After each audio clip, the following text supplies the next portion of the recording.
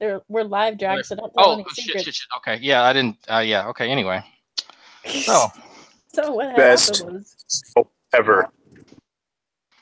yeah, so what had happened was, so uh, yeah, I didn't see the live button. So yeah, I was talking to myself and myself, myself, and myself. About nothing. Yeah. It Well, was a very interesting story, but maybe it had to be there. unfortunately, I just time want to myself. know if you answer yourself. No, Oh, well, that's not fun then. no. That's when we get into the realm of lyrical, and that's when I know that something's wrong. Does Lyrical answer herself? Yes, Really? I yes, didn't know that. yes. But then again, so did my ex-girlfriend. So that should have been like clue number one that there's something wrong with her. So is it true about That's what we crazy call them people? ex-girlfriends, bro. True. So do you know who Drag? Do you know who James White is? James White. He is he a? Can't remember if he's an atheist or a theist, but I know he's a commentator on philosophical and theological issues. Yeah, he's a Calvinist apologist, and he's real stern looking. He has a shaved head, and I remember for a while Christian anarchists would spam memes of him all the time. Yeah, didn't he start blocking a whole bunch of people? Oh yeah, so like he's on like for instance, I actually shared, and it's not an altered Twitter comment. It's literally Bible thumping wingnut nut saying, and it's Tim saying, someone please tell James White I can't see his rebukes. He has me blocked. I would so follow the Bible thumping wingnut on Twitter if I wasn't banned. What did you do to the Bible thumping wingnut? I mean, Tim, if you're out there, somebody please tell Tim to unblock our dear Catholic friend Jen. Yes. Tim is pretty sensitive. I purposely, I'm not gonna lie, I purposely tried to trigger him because he's such a sensitive little bitch. He reminds me a lot of Veckel, where he'll be really passive aggressive, but then when you say like, let's fuck the bullshit, dude, and let's put it on the table, he kind of cowers and tucks his penis between his legs and he sits down quietly and just judges you. Hello, guys. Hey, Balloonator. I got tired of watching Red Pill Religion make a fool of himself. Who? Red Pill Religion is debating King Crocodile. Oh God. I don't even know what Red Pill Religion guy is all about. What is he all about? Oh, Names just say it all. It's really hard to say. They're getting into philosophy, all kinds of crazy, just over the top stuff. Actually, yes, I am missing. There were supposed to be 2 coats. Why, thank you, Panda. Trash Panda. Kitties. Ha! Sorry about that. Oh, little confusion on our order. Sorry, I thought they were cats. Close enough. No. How dare! Cats are not raccoons. Cats do not do the crazy stuff raccoons do. I was gonna say, I wouldn't say stupid things raccoons do because they're smart. No, but they do live in trash dumpsters. That they do. Do raccoons eat cat food? They would. Yes. Then they're cats. They wash everything too. They're Yes. very clean. Listen. Then they're clean cats. I'm sorry, Dragnot. They have much more articulate hands than cats do, which Yes. means they can get into more shit. The fact that you can actually define what they have as hands. Yeah, well, having posable thumbs has its advantages, Yeah. So I'm gonna get a little panel discussion here going. What is appropriate and inappropriate for either Patreon or donations when you're doing either content or hangouts? What's appropriate to ask for and what is not? I think it depends on the level of content that you provide. Like if you're somebody who, what's a good example? Non-stamp collector. Like I wouldn't think it's outrageous for him to ask for maybe $10 like minimum for Patreon, because he puts a lot of work in the animations and the voice and collecting the information and like doing all that. That stuff takes a lot of work. I actually tried it one time or two times or 3 times. I wouldn't be surprised if it was per video, because he does put them out so rarely that doing a per month thing would be kind of rude, basically. Does that make sense? Yeah. Yeah, Well, it's. Go ahead. I would throw out there, in my opinion, at a baseline, if you set up a Patreon that is per content released, and you set no minimum amount and no maximum, and of course you don't have to set a maximum amount, then I would say you can do whatever you want. But if you're going to have higher standards and go above and beyond that level of Patreon, you've got to, like Drag said, it's really going to depend on the kind of content you're delivering. Right, because I'll use my own channel as an example. Like I post videos that people enjoy, but I'm sitting here, I'm just talking shit. Like that's literally 90% of my content is me talking shit. It takes Half no the time effort at you're all. Not even dressed, Drag. No, I'm not. I'm like half naked talking shit. But I wouldn't like suggest people Patreon me $10, $20. Like no. I Like Patreoned $1 is fine. you. Well, I didn't even Patreon you. I super chatted you $1.99. You did, and I will probably get that once Microsoft has taken 40% and then the minimum $100 is reached. Wait, Oh gosh, how is that's awful. Microsoft getting 40%? Oh, I'm sorry, Google, not Microsoft, Google. I was going to say, holy shit. 40%. Forget Yes. that. Yes, that's why I was like, I try to let folks know, like, you could do a super chat. I'm not going to get that money anytime soon at all. And they get their pound of flesh. Oh, I just wanted to say that I did it, and that you're the first and only person I will ever super chat. Oh, I appreciate that. Yeah, people normally do that. The Cash App thing it's in the description because I get that instantly. Super chats are fun for like if you're just trying to make funny things get noticed in the chat. Yeah. And I was It's just what like doing Dave like Dalafor and I'd use it for because like we'll sit there in the geek room and sit there and say like just make some snide ass comments in the middle of the stream. Brother John, just a shout out to you. I see you in live chat. You are invited and added to Green Chat if you would like to join. No pressure though. Just to let you know, it's always out there. Let me see. I have my. So my thinking is I need to figure out a way, some sort of scheme to get a laptop because right now I'm on a crap top that's overheating and I live in a 200 square foot place. So right now all my money is basically going to bills or very small vices like hanging out with somebody after work or something here and there, you know. So I was thinking I might figure out a way to do like a Patreon, but not on this channel because I don't think it's fair to use a community channel. Because that's I don't believe in that for reasons. We won't tell why. Like I've seen examples of this, but you know what I mean. It's some ethical gray area. Right. But I was thinking if I started Thirsty Theist again and maybe did some videos and stuff, maybe then I could excuse myself for making content and then I would actually start putting it towards savings towards a laptop. Yeah, I think I like the Thirsty Theist idea because I think people were genuinely interested in learning more about people, and you could do it so whereas if you put $1 in or something like that, or not Patreon, some other form like Cash App or something, you can have your specific question asked. So if somebody wants to know, well, why is Drag so smug all the goddamn time? They can have their question pushed to the front. With that, I have mine out there. Like I do have a Patreon. I don't think anybody's actually put it on onto it and actually become a patron yet. Because I think I would know about that. Correct me if I'm wrong. But the whole purpose is to offset the cost of me paying for this tablet that I use specifically for my show.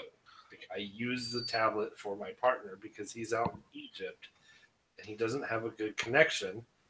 And it's not his phone, it's a tablet. It's limited as to what it can do, but it provides incredible amounts of upstream and downstream data as opposed to like a Wi-Fi hotspot. So I just opted for the tablet.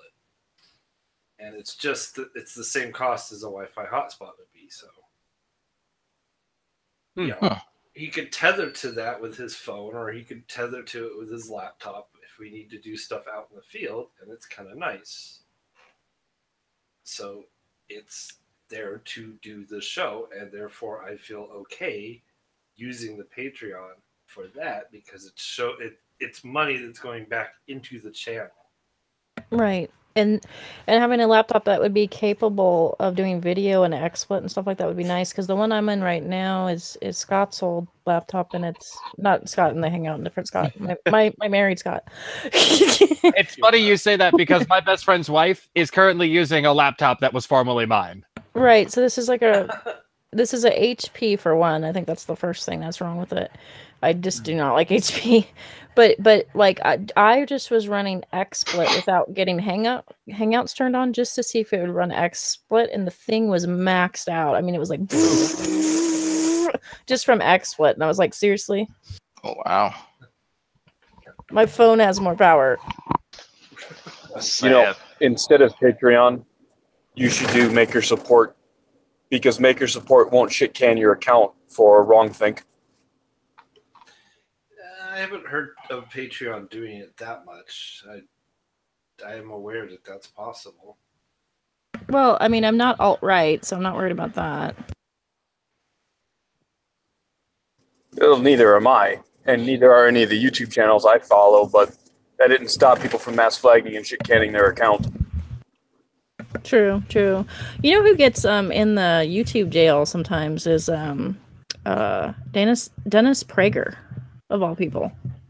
And I think that's interesting. I've always noticed that YouTube will like showcase the idiot wackadoodles like Alex Jones. And if you listen to Alex Jones and are influenced by Alex Jones, you might want to reconsider, because there are some other conservatives that are more intelligent that maybe you could listen to. And I would argue that Dennis Prager is more intelligent than Alex Jones. And he gets thrown in Google jail. Okay.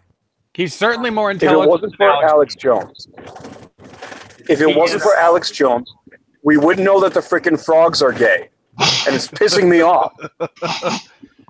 Well, Is that why that chimpanzee was using the frog? Mhm. Holy Spackle, it's not that hard to actually be smarter than Alex Jones. It's not a very high bar. I was going to say almost any other case, I would have been like, I don't know, Dennis Prager is awful. But Alex Jones, yes. Dennis Prager is not quite tabloid level, and Alex Jones Dude, is tabloid level. y'all got it all wrong. Alex Jones is the most brilliant water filter salesman of our time. Touche, sir. Touche. He actually is Oh smart my because God. He's playing the system. He's smart because he's playing the system. He's getting the money. He's definitely. Is getting the Alex Jones an Andy Kaufman prank? He could be. He really could be. Is this an Andy That- Kaufman experiment just let off the rails? He trolls the hell out of the Young Turks, so anybody who does that is okay in my book. Oh, that's true. I cannot Yeah. stand the Young Turks. I cannot handle. You know what? He's their Sank more than giant anyone, squirrel. or Chank, or however his first name is pronounced. Him particularly, but the whole group is They canned him, didn't they? what? He can Chank. I thought Can they they? did. I I haven't thought it was watched them like in a while. his thing. Sank, whatever you say his name. Yeah. But I have to go check this now because that would be amazing. well, Yeah, I thought there was some I sort like of to call sexual them- harassment thing that came up. I thought it was called the Young Turks because Cenk was a Turk. No, dude. Here's the thing: like the Young Turks is a reference to the incident with the Christians getting massacred with the Islamics, and they're like there's no relation. We just randomly picked that name. I'm all like lies. Lies. You know what happened. I'm an Uh-huh. atheist, so I know what happened. Because- If there was anything with him, I mean, as of yesterday, he was on the channel. Okay. Recently in January, it says Young Turks founder Sink, I can't say his last name, denies ex-employees race discrimination complaint. So there's been that. So Little something bit of irony. is happening, but nothing has happened as a result of it. Doesn't look like it. I'm reading over. Yeah, this is a bit of irony here. Anyone like David Packman David Packman. or Parkman? Is it Parkman? I thought it was Packman. Packman. That Who are creep. these people? Oh, they're in the political end of the YouTubes. Let me see. Argentinian. Okay. Radio host, political commentator, college instructor, and internet personality. Okay, he has a syndicated radio station and television program, The David Packman Show. Indeed. Yeah. Once Oh, I I know, get- once I see his face. Okay, yeah. It is who I thought you were talking about. I Yeah, don't he's follow okay. him regularly. Oh, I've seen him before. Yeah, I know. Yeah. Okay, yeah, I've seen him before. He does a lot of apologetics too, like PragerU. Well, while we're on the subject of internet political commentators, I'm going to throw in the gratuitous free count Dankula hashtag. Oh, yeah. That is I let me tell you what, like when I ever like just like glanced over my wife and I was like, yeah, they convicted him. The two of us like had a good rant about it because it was just this is appalling. No, if I'm not mistaken, there was no jury. There was That's no good. jury. There was no plaintiff. Good. It was the Good. sheriff's department of like a local county and the court. No citizen filed a complaint. I mean, the term Orwellian gets thrown around so much today as to almost seem cliche, but it's Orwellian. I think it sets a good precedent. I think so. So once someone's son or daughter gets caught up in this, then they'll rethink it. But until then, well, you know what? It's just going to happen more. Like, I mean, I hate to be kind of glib about it, but that's just the reality of it. Was that the guy that got his dog to Hitler salute? Yep. Mhm. So what country is he in? Scotland. Scotland. Yep. Renee, whatever you do, don't teach your dog to Hitler salute. They need to change the name of their national anthem yesterday.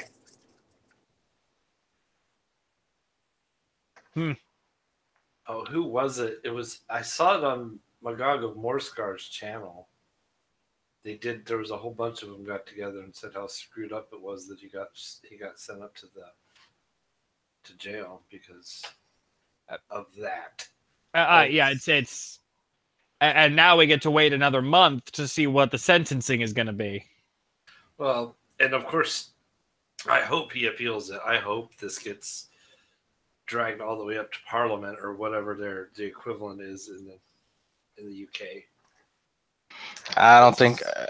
I mean, I honestly think they're just going to use him as a whipping boy for this. Like, I really do see that happening. Well, yeah, but it's gained so much attention that the court and the court over there has to see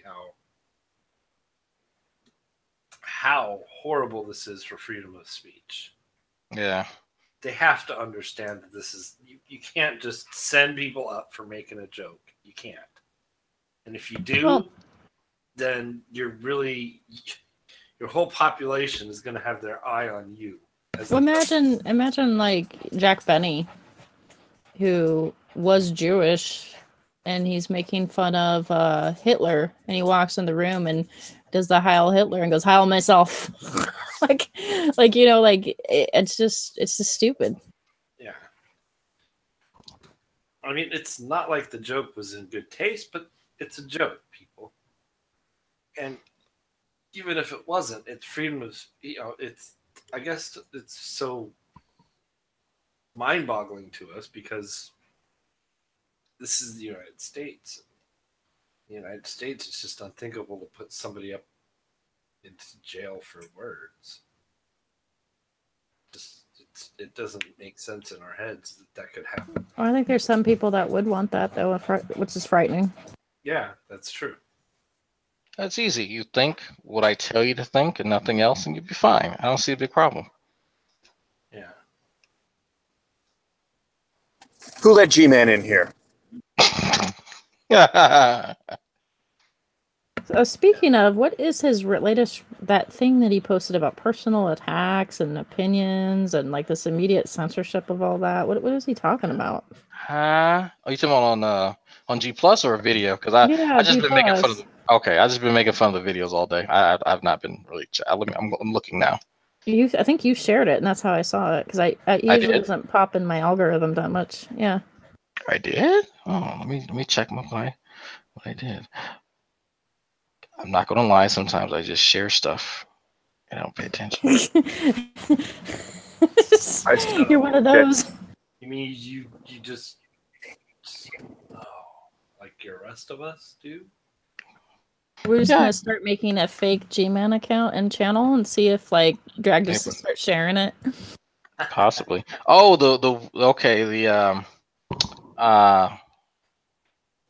where is it?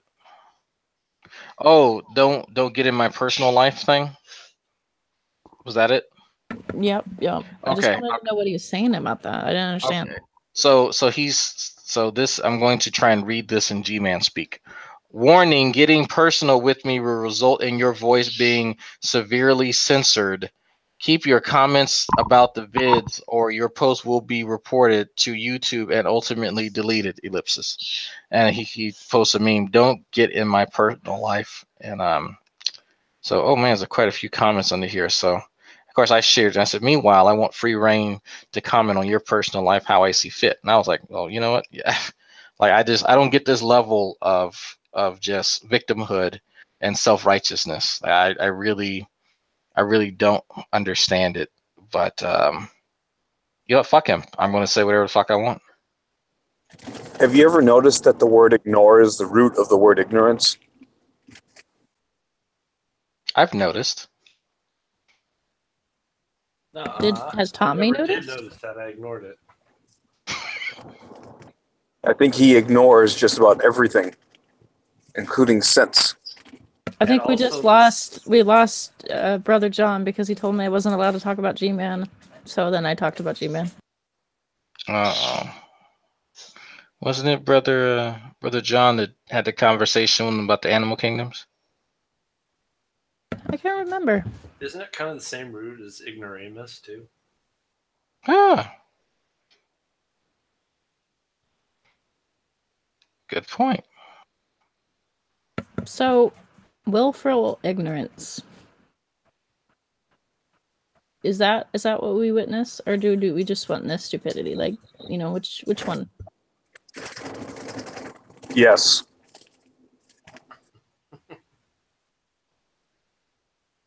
I would say it's willful at this point. I don't really have a problem of saying like somebody is smarter than me, even if I think that they're a complete jerk. Like I can tell you that realistic nihilist is better at philosophy than me. Duh. Like, do I think he's a nice guy? Not particularly, but is he smart and understands philosophy? Yes. Like I don't understand why there can't be simple building blocks like this on Team Funday. Instead, it's like, well, you have a degree, but that doesn't mean nothing. Yeah, if anything, G-Man has almost a hostility towards the educated. Oh yeah, I found out through a little birdie who will remain nameless, and I definitely didn't mention earlier.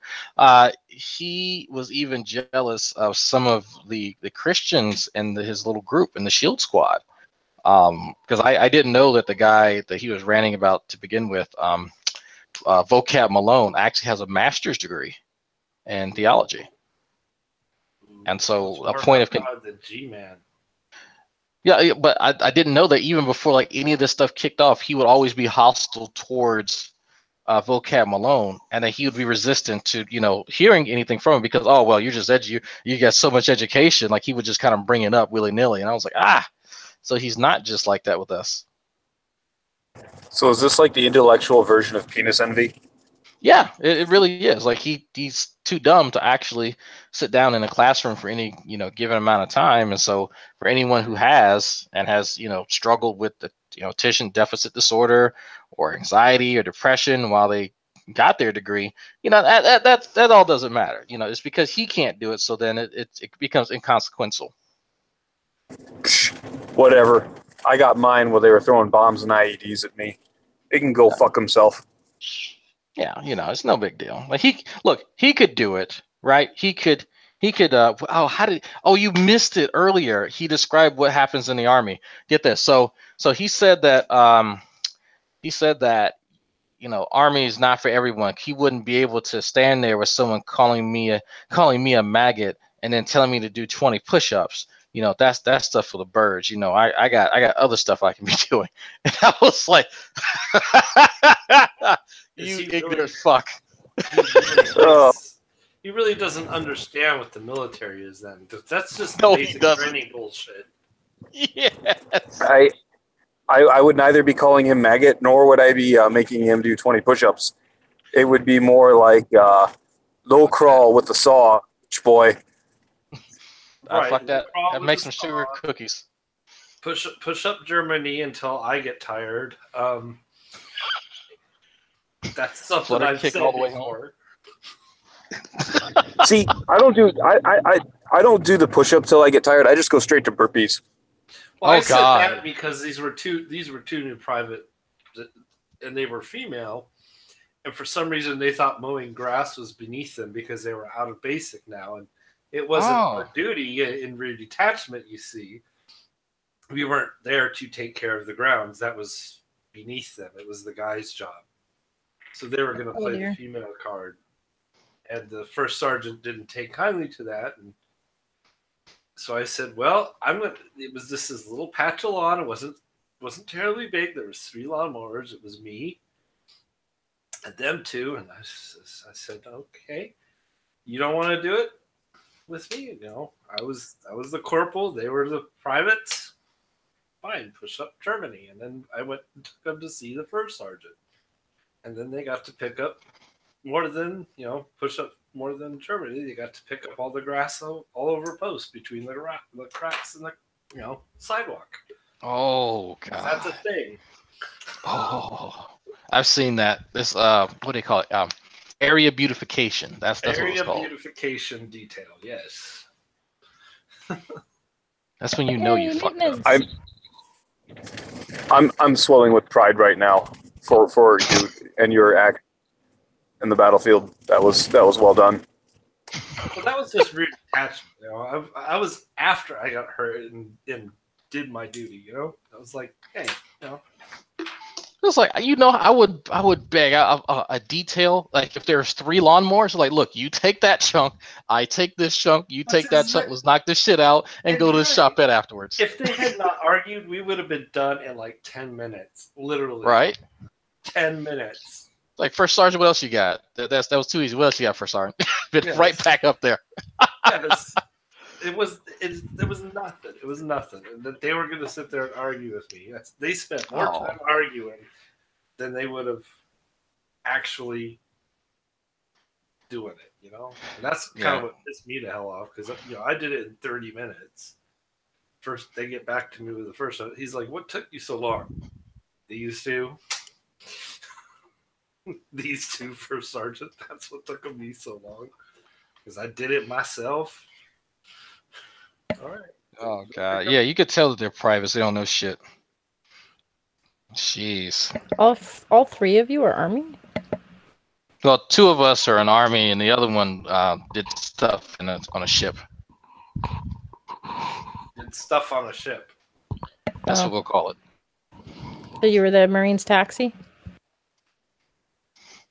Just kidding. It's all silent. Well, technically. Closest I came to the military was frequently interacting with them when I worked at Sikorsky. I am so sorry. How's the therapy going? It wasn't too bad for me since I was in IT. For the most part, we were usually the ones swooping in to fix things. No, so they were happy that they could get their internet back so they could watch Hodge porn. Cool. and I would, well, I wasn't that level of IT, thank God. Oh, okay. But I'll say that the biggest thing I miss about that job was the clear and good feeling I always had about what I was working for. Because, like, the Black Hawk helicopters are like, I don't even feel like mixed about it because they're first and foremost, they're utility helicopters. They're not attack helicopters. No, they're loud as fuck. Like, right. They're there to get you in and out. They're not there to like lay down heavy fire. What, Blackhawks? No. Yeah. Blackhawks are UH-60s or just they're pigs. Yeah. Oh yeah, they're massive. So like I genuinely could feel pretty good about like, yes, I know at the end of the day I'm just like working on computers, but it's helping an organization that produces things that regularly help people. And I kind of miss that since I've gone more into the business sector. They called them Whitehawks in Macedonia because they had 60 pounds of white paint on them. Really? Because it was a UN mission. Oh. Right. I like to call them Crash Hawks. Crash Hawks. Oh, we had smart aleck warrant officers that flew these things. One of them liked to hover a few inches off the ground and then try to get people to get on. Oh, is that okay? So that's a regular thing because I did one mission out of Black Hawk and I thought we were on the ground because the birds seemed still and we were told to get the fuck out and dismount. So I did with my 30-pound aid bag and heard a bit of a crunch when I jumped down. Like, oh, I'm not on the ground. I fell a little bit, so that was fun. My first lesson with Black Hawk. I'm talking about people getting into it. Oh, getting in it. Oh, fuck. Okay. Okay. Static discharge. Yeah. That's just a dick. That's a dick, is what that is. Nah, that's okay. We'll play them games. Like, no, if you want me to put a patient on there, you're gonna set that bitch on the ground. Not when we were doing that. We were just going back from the OP to. Oh, it was just trans. Oh, fuck that. No, he can like he can put on the ground. Yeah. Well, I told him. I said, Sharp, don't get on that till you're sure it's on the ground, and he's got that rotor not running at all. Basically, make sure it's spinning down before you touch it. God. He goes up there. Yeah, he's still running, and it's not even on the ground yet. He touches that. It knocked him back a couple feet. What a dick. Yeah, I never got a chance to touch it while, other than dismounting, is only we just loaded patients up on it. But of course, the patients were on the fucking litter, and they were touched down, but we had to still duck low because they would spin down a bit, but not fully. But you could see the blades coming down, you could. Yeah, you want to get under the blades. That's the first thing. But if the helicopter's not on the ground, you've got this static electricity differential there. So, it's really like when I was in Aerosol, that's one of the things when you're putting stuff up for sling loading, because that's half the school of Aerosol is sling loading. The minor part is how to rappel out of the helicopter with all your gear. The 20-foot drop, the 20-foot rope and the 30-foot drop, that kind of shit. Mm-hmm. Because, you can't give enough rope for somebody to climb back onto the helicopter because then the enemy could get on. So you have to know how to do that. But then there's the sling loading thing. So you have to know how many links to hook up to which hooks on which sides of which vehicles with how much weight and all that shit. And I done forgot all that basically, as far as the actual number of links, but I know the gist of it. But yeah, you have your breakaways and you have to hook it to the bottom of the helicopter. And if you hook it up, you have to have this ground rod, basically. You have to ground the helicopter before you attach the hook. Otherwise, you're going to feel it. You're really going to feel it. You're going to feel the static shock of your life from that fucking thing. Yeah, I remember I remember one of my first sergeants talking about that because he was air assault, and he was he went to Pathfinder school. He went to air assault. He did a whole bunch of shit. He was telling us about shit like that because, of course, so like we were like, oh, okay, you know, what are you doing that? So he would kind of explain it. One of those rare moments where he's like divulging lots of information, trying to encourage people to get their orders changed so they could go air assault and go airborne and shit like that. And I'm like, you know what? There's a perfectly good place for me here on the ground. I was like, I'm too fucking big to be trying to dismount and shit like that. Like, you know, I have no problem doing like light infantry shit. Like I think that's where, and I was told like I would be perfect with light infantry. That's okay. That's where I'll fucking be then. That's I feel content. So I actually got to use this sling loading stuff because you would think, being a medic, oh, what are you going to use that, right? Yeah. Well, we're out on the observation post in the middle of the Balkan map. There's 10 guys on this observation post, and we get this blizzard while they're out on patrol. It's mech infantry, so they're in a 113 out in the snow. Well, we get this massive amount of snow. And I've never seen this much snow in my whole life. Well, it buried the connexes. It buried basically the whole observation post. We had lights and stuff showing the tower was up above there, but you couldn't see any of the connexes, the trailers that we lived in out there. So this thing comes rolling in. We get a thaw the next day, and where's the 113? It's not on the ground. It's up on top of one of the connexes, sitting up there, up on top of a tractor trailer, basically trailer, because they rolled up on top of it with all that snow and shit, and there was a path over the snow. I mean, there was enough of a gap filled in by the snow that it could get up there, and then they couldn't get it off because the snow melted. They had to sling load that thing off of there.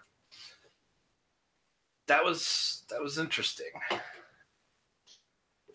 Shit like that you'll see in the military. There's a ceiling on a UH-60.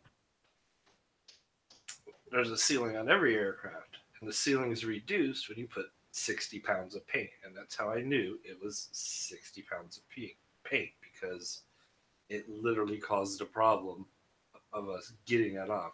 We barely had enough clearance to get that thing off the top of that Connex. Like I think we measured it at one point. It was like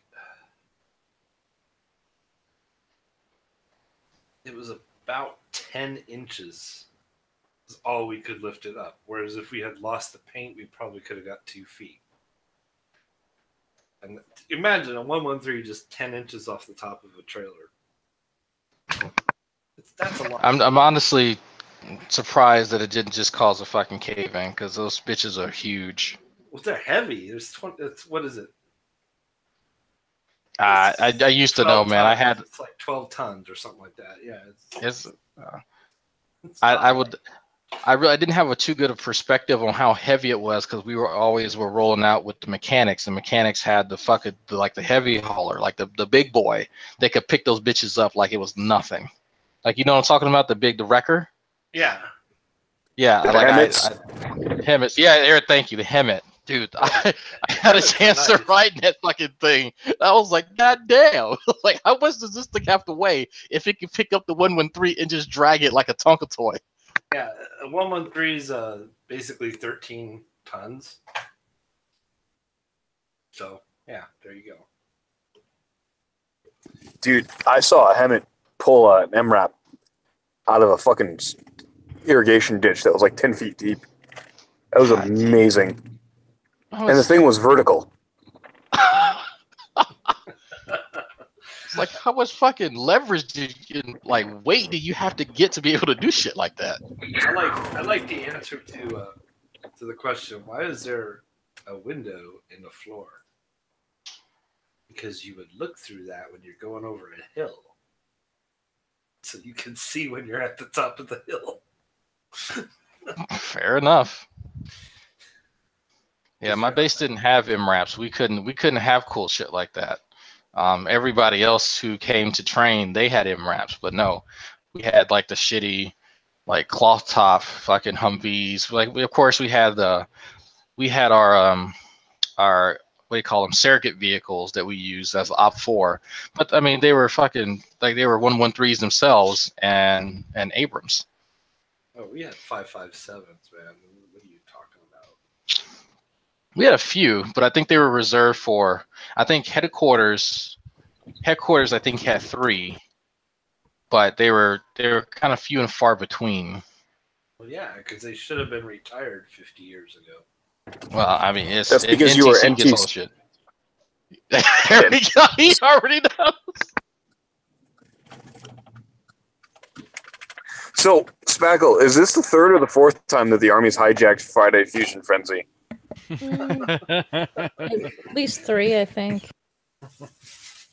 I'm sorry. fine. I didn't get into all I used that. to game a lot with a lot of Army guys, so they'd go on and on about different things, and so it's not uncommon for me to hear stories and things. They talked about pooping off of a cliff in Afghanistan, and they have pictures of it.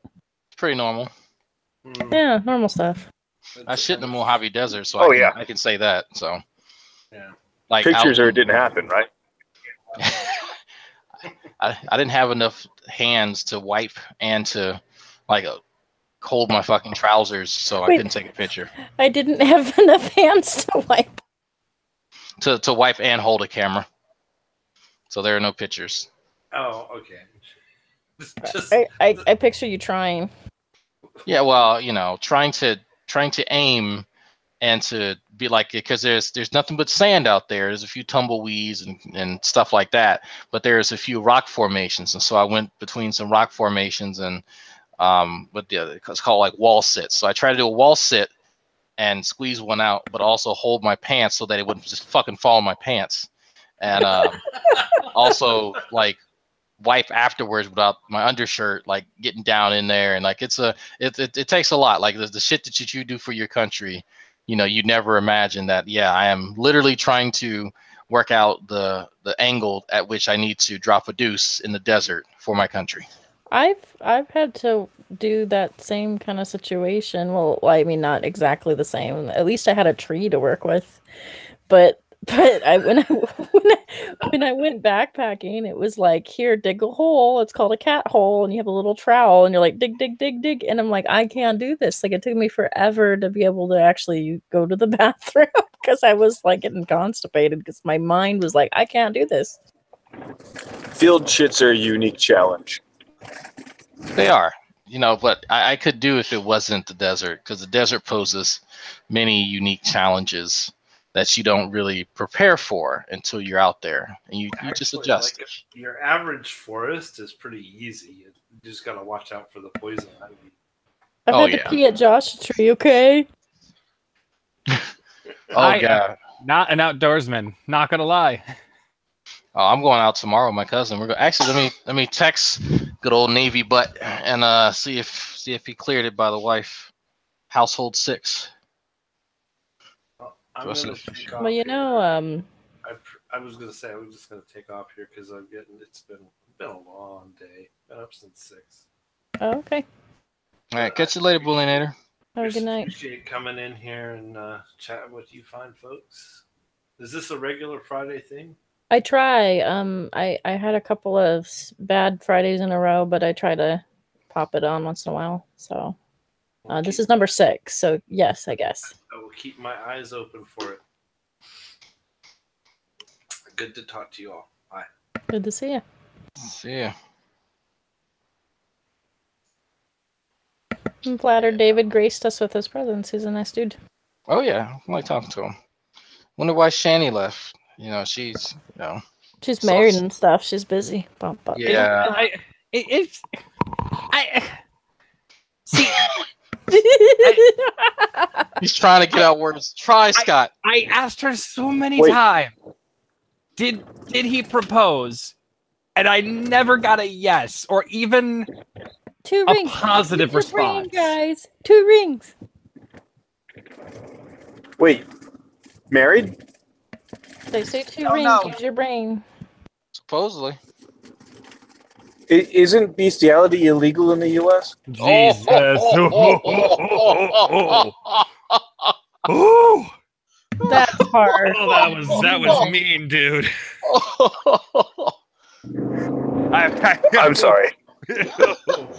I've not admonished you at any point in time. I've just laughed at the joke because it appeared to be funny on surface level, but I do not purport to know the relationship between Shani and Rev News. That's my disclaimer. I'll retract the statement, and then just let you know that this is probably why I was banned from Twitter. So I did want to ask them. Well, I congratulate them because I think that's the proper response. If they're happy, they're happy, and that's good. That's great.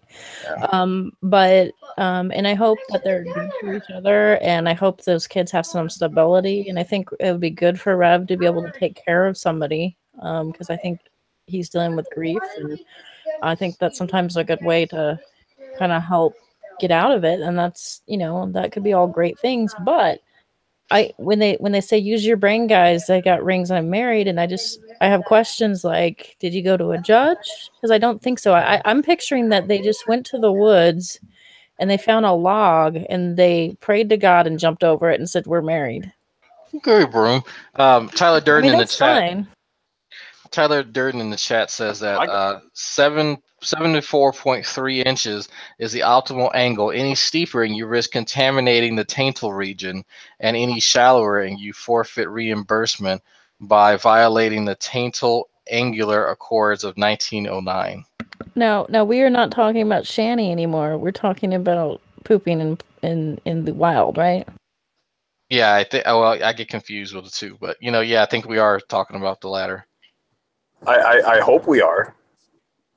So my question to Shani and Rev wouldn't be like, it's nothing bad or anything. It's just like, I'm just curious if you jumped over a log or if you actually legally did it.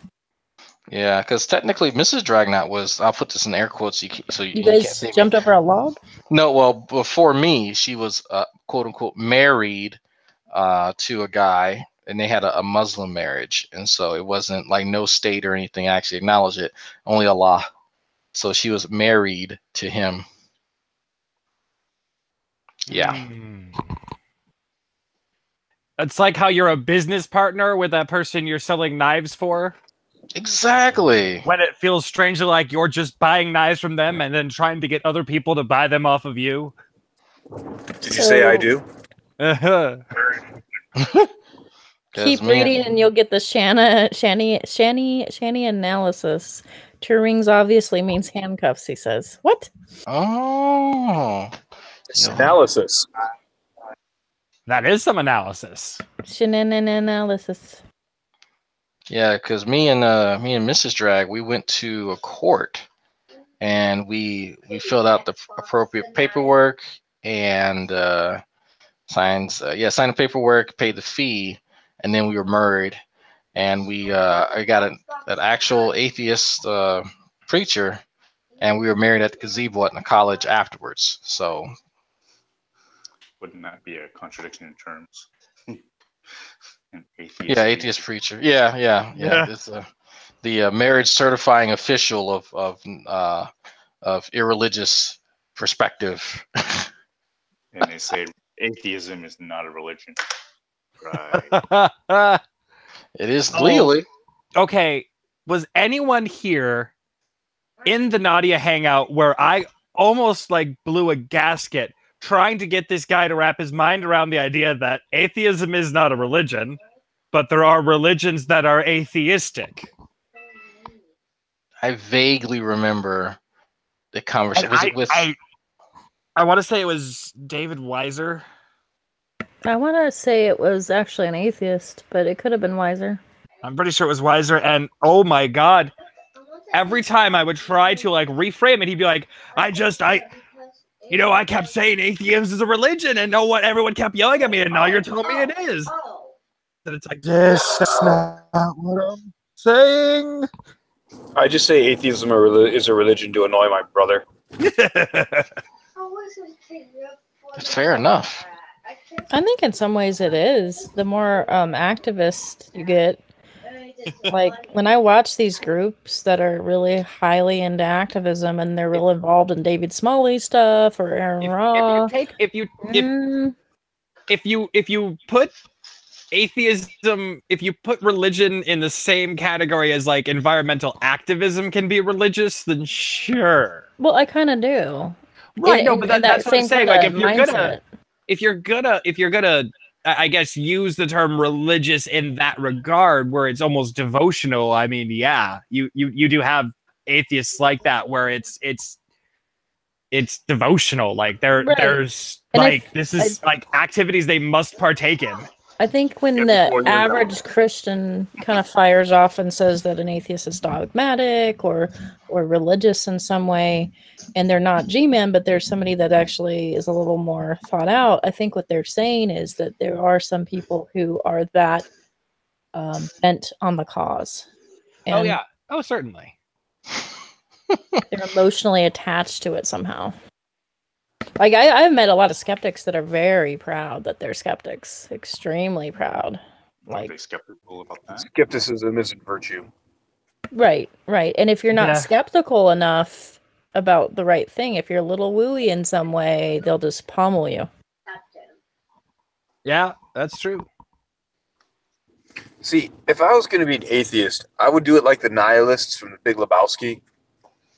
Because any religious view or irreligious view that lets me spend my days passed out in a pool with a half-empty bottle of whiskey is all right in my book.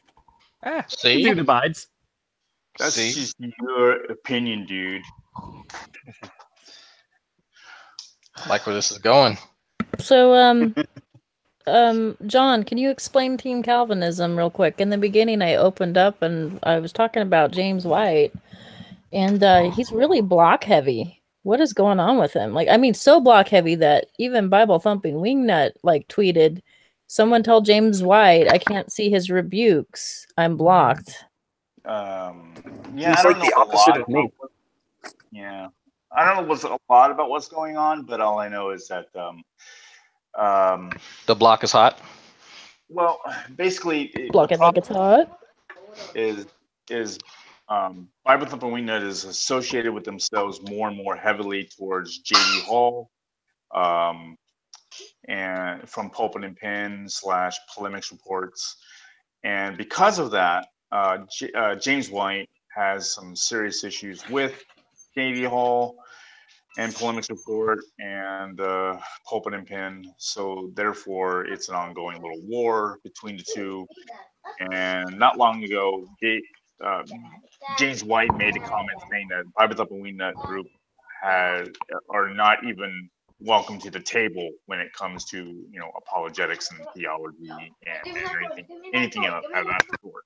So because of that, I guess there's been a lot of going back and forth with that. It's drama. It's all pretty much what it is. It's drama. It always is. We were trying to explain why, like, a lot of us don't like James White. Like, when I look at him, and I don't think he's an unintelligent man. I don't think he's, I think he's very intelligent.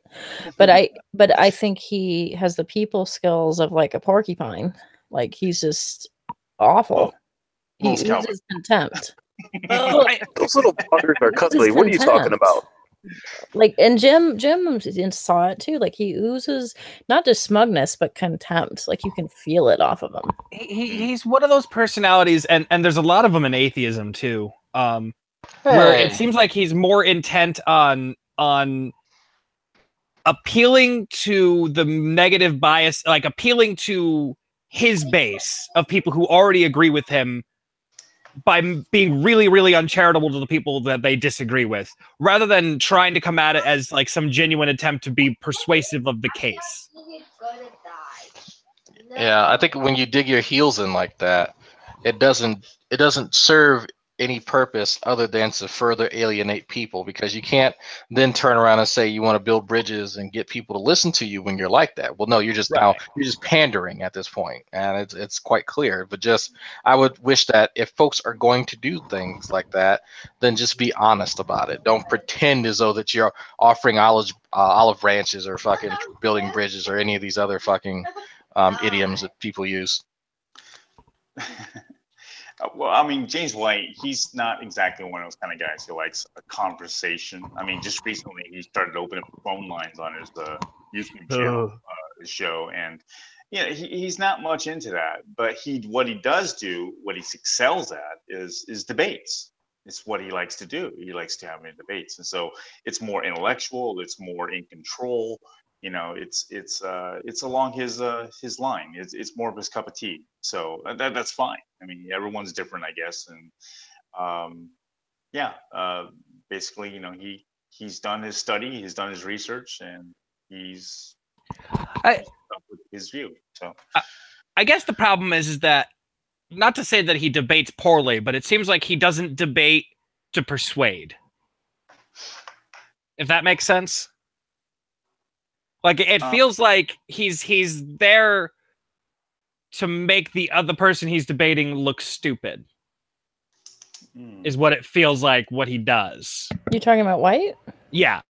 There are moments where he definitely puts them in a corner and says, "Yeah, you don't know what you're talking about," and there are those times where he exposes their ignorance. But I mean, I'm not a fan of that kind of hardball play. I mean, it certainly keeps it lively, but it's a pretty dishonest move to make. Yeah, and personally, I've never seen a debate as something that a job of that person to persuade you. It's just, I would say, it's just a presentation of facts. That's all it is, and from there you can make that assumption as far as what. I guess it would suppose on the nature of the question being debated. Yeah. But I mean, I like James White. I really do. I think I have no problem. In fact, right before I got on here, I listened to a couple of his shows on YouTube just to kind of brush up and get caught up on a lot of that stuff. Primarily when it comes to like the not so much on Muslim stuff, but I do like the stuff about Catholicism and also Mormonism. He's on par with that. I mean, he's definitely very well knowledgeable when it comes to that. Muslims also, but I just don't have much of a desire to learn that.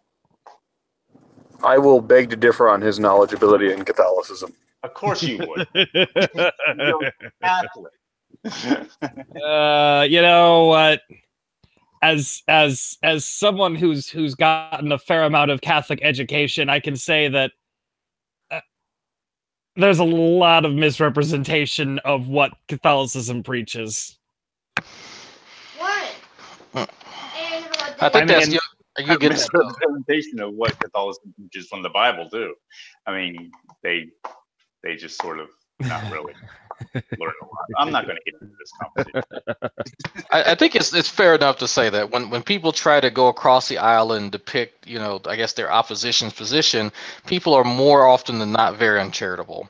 I think you'll have a few cases where people will be, for the most part charitable, but if I want to learn about Islam, I'm not going to go to like a Catholic nun. Like I said, I'm going to go to someone who actually, shares a faith, and and I'll get different voices based on like their level of reverence towards the faith. But yeah, I'm always wary of that because I've talked to some Christians I know, like in real life here in my city. And I've said, like, well, if you want to know what a Buddhist wants to know, why not talk to the Buddhist? And they go, why should I? Like, yeah, that raises those apologetic books of like, this is what Buddhists believe compared to what we believe. Now go. No, it's just like when I lived in California, and then I would see the food carts of what they would call, Southern food or Southern fried this or Southern fried that, and I'm like, well, I'm from Louisiana. I know what it tastes like, and what you have tastes like cardboard that you dipped in fucking batter. So why am I going to someone secondhand to get this when I can just go to the source? So what I ended up doing a lot of the time is asking the people where they're from, and it throws them off. And so you say, "Oh, I'm from LA." Okay, well, no, you don't know how to cook it. So in the same way, that's how I treat people who have different positions. I don't go to someone who's a staunch liberal to tell me what Steven Crowder believes, because I'm probably not going to get an accurate depiction. On the other hand, though, if you were to ask a Mormon what exactly do they believe, and when you really start peeling back the layers when it comes to their theology, they're not going to be entirely honest with you. They're not going to be honest, or either that they just don't know.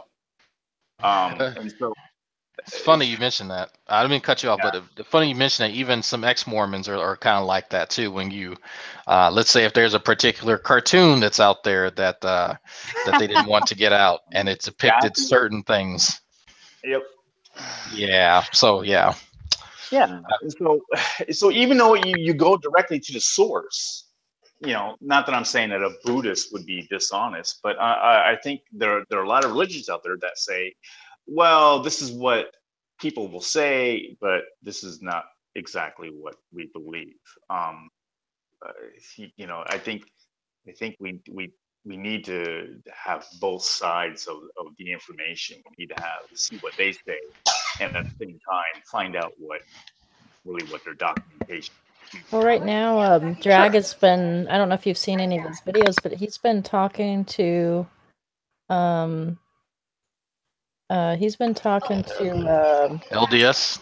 No, not just LDS. You're talking about to Jehovah's Witness, which is the other sub religion of Christianity. Right, JWs? Well, you've got Jehovah's Witnesses, Latter-day Saints, I would say Mormons.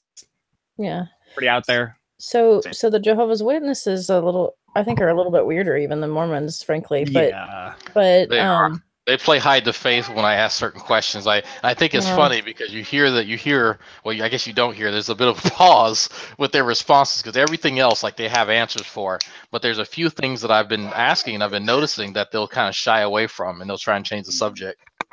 Yeah. So with Jehovah's Witnesses, I recommend talking to ex-Jehovah's Witnesses. That's interesting.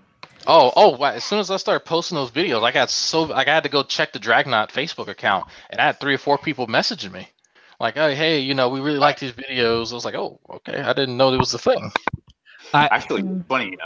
I have a video on my YouTube page of Matt Slick talking to a Jehovah's Witness at the airport, and I recorded it, and it got like one of the most views on my YouTube page ever. And then just going through the comments, it's quite crazy how the Jehovah's Witnesses are pretty defensive. Pretty hilarious.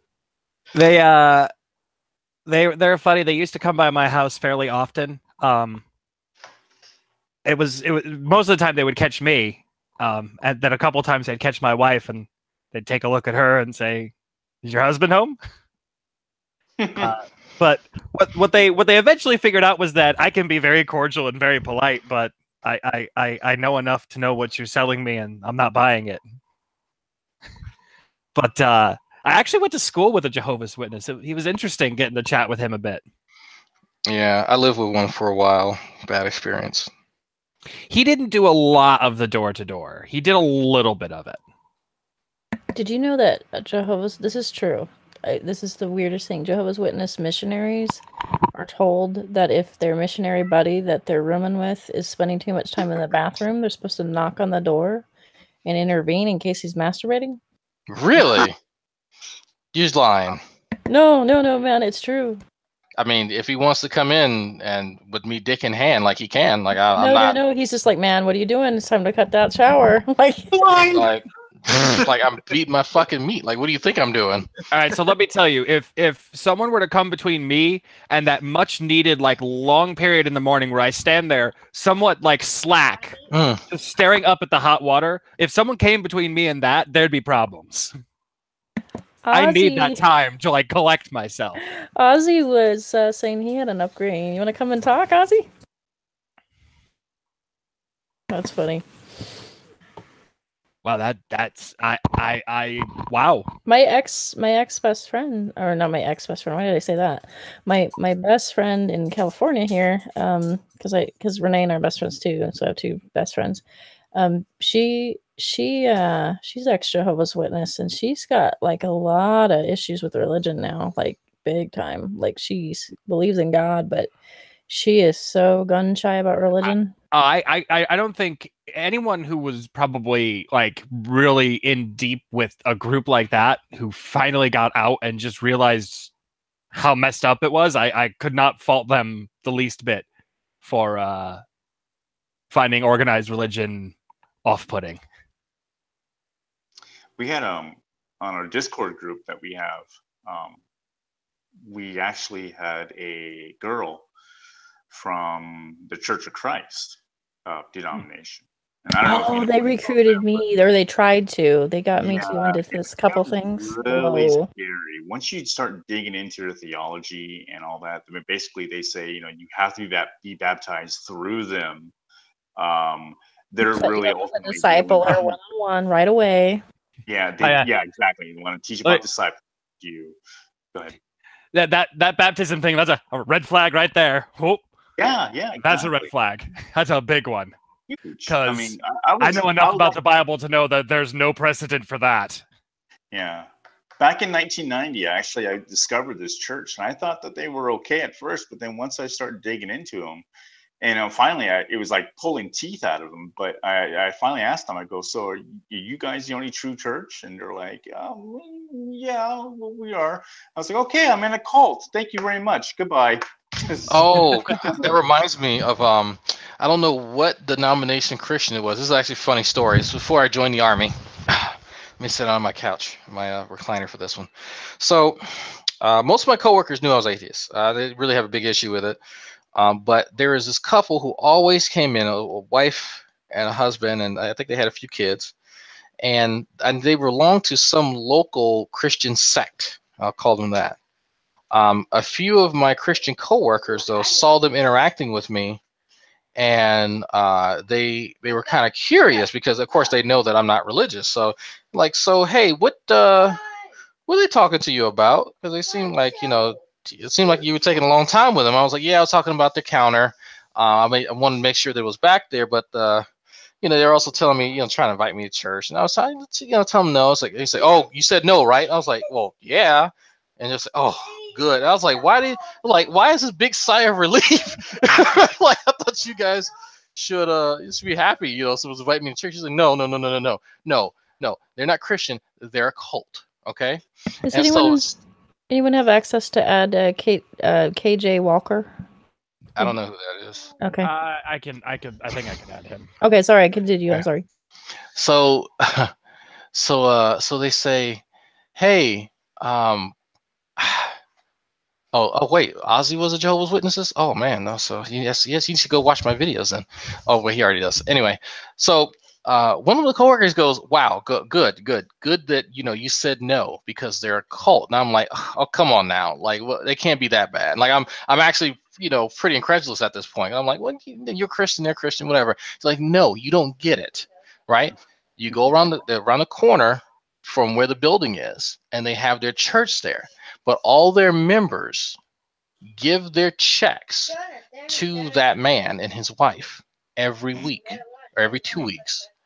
They in turn take out enough money that they have that those folks need for bills. So they have they've audited everyone, and so they know what their bills are, and so they give them just enough for their bills and maybe a little bit more, but they take everything else. So they're trying to grow, and that's basically how they grow their church. While everyone else lives, hand to mouth, they take all the rest of the funds for the church, and so they're trying to grow that cult. And I was like, wow, that's wow.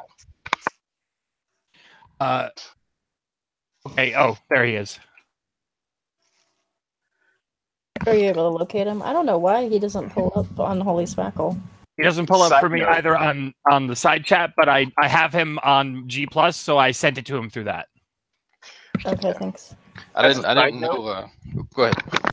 I was going to say, as a side note, I just got done watching the 6-part documentary on Netflix called Wild Wild Country.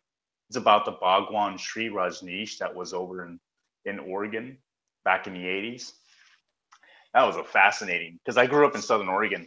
So it was really fascinating to see the more detail as far as what it was all about. And they were crazy. But it's a good documentary. I'd recommend it. Yeah, I usually, well, I guess I should say, I usually kind of just say, well, a lot of these Christian sects have their own like little weirdness, so they're all kind of weird to me. But I guess I know enough now after knowing so many Christians, after having many conversations and learning about the different sects and denominations, that I can say that some of them definitely take the cake. And that scenario, I didn't know that actually existed in modern time. I was a bit naive. Right. And that's really extreme. I know people who tithe 3, 4, 5 times the amount that they're supposed to, and I put that in quotes, supposed to, but like that was just surreal. Yeah, that's pretty corrupt for a church to do that. I had a friend of mine who went to that church for a little while, and he was kind of having some hard times as far as his finances go, and so he stopped tithing to that church. And I kid you not, he told me they came knocking to his door and asking him why he hasn't tithed. it got that point where they were actually wondering, they're like keeping record of how much money you should be giving. I mean, it's pretty bad. I mean, it's so corrupt, and it's scary, the kind of tactics that they use in order to draw money out of you. Reminds me a lot of Feminist Frequency. Look, she's giving you content and you pay her for it. When was her last video? That content comes as peace of mind that she's doing a good job. I don't know who Feminist Frequency is. Good. I won't expose you. Is she as bad as Bionic? Different flavor of bad. Yeah. Worse and better. I guess depending on how you look at it. I mean, wait, we are talking about Anita Sarkeesian here, aren't we? I am. Yeah. Does that name at least ring a bell, DJ? Oh yeah, I know her. Yeah, I didn't disagree with everything Anita said. Actually, I agreed with some of it. Well, that's what I'm saying. In some areas she's more annoying. In other areas, she's fine. But I don't know. Bionic Dance, I can't take large doses of her.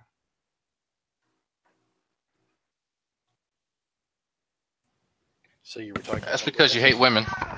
Yes, clearly. I've seen things of Bionic Dance that I can't unsee, and I blame Kevin. Look, we've all seen the orange fucking sock. No, there's the blue one too. So KJ, what's up? Not much, man. I heard you were talking about witnesses. That Yeah. we were. Were you a Jehovah's Witness? I was. Ozzy was raised as a witness. I actually drank the Kool-Aid for a while. Really? I am a former ordained minister, so Oh wow. of Jehovah's Witnesses. Now a proud member of the Clergy Project. Yeah, your former compatriots are very interesting. They come to my school at least once a week, and I have conversation with them, which I secretly record. Good luck, man. You're not even human as far as they're concerned. So.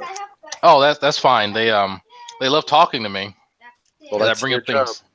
Yeah, they didn't show up this week though. I think there's some scheduling. Hey, child, calm down, calm down. Jesus. But yeah, they didn't show up this week. So they seem to enjoy my presence for the most part. So I'll play along. That'll stick for a little while, but they are you hit the nail on the head when you called them a cult, because they have all the same trigger factors as a cult, including the fact that they'll be happy to see you, and then you show up at a meeting, they will love bomb you. Like everybody in that room will come up and say hello to you with the biggest ass smile on your face, and they'll do it again like for the next 2 or 3 times they see you, and then it'll just stop dead, and somebody will take the opportunity to walk up to you and say, "You don't look as happy as the last time I saw you. Is there something wrong? Is there something you'd like to talk about? And it's because, well, no one's running up to them and love bombing them anymore, and they're trying to figure out what the hell's going on. But no, they turn it around and make it look like it's your problem, something you've done, perhaps something you need to confess. And they'll be more than happy to pair you off with someone who you can start divulging all of your sins to, because you're a flawed, imperfect human being, and you need God in order to be anything but a waste of life. So they immediately start with the discussion of how to take away any sense of self-esteem and self-respect you might have, and make sure that your only sense of self-worth is how good of a follower you are. That's fucking crazy. You know, there's Christian Yep. churches that do that too, and I've unfortunately been part of them. That's going to be hard for them to do, because as it seems, I'm not trying to self-aggrandize here, but I am like smarter than any of them that I've actually spoken to. Yeah, they follow scripts, so you can throw them off script quite simply. I've noticed that. Not even trying to throw curveball. Like I enjoy the conversations because they believe so fervently, and they seem like warm people. Like I know that part of them are brainwashed, and they seem like really warm people. It's the indoctrination. It's severe. It's severe indoctrination. Half of them are good-natured. The other half know what's going on. And you wouldn't want to be in a locked room with them.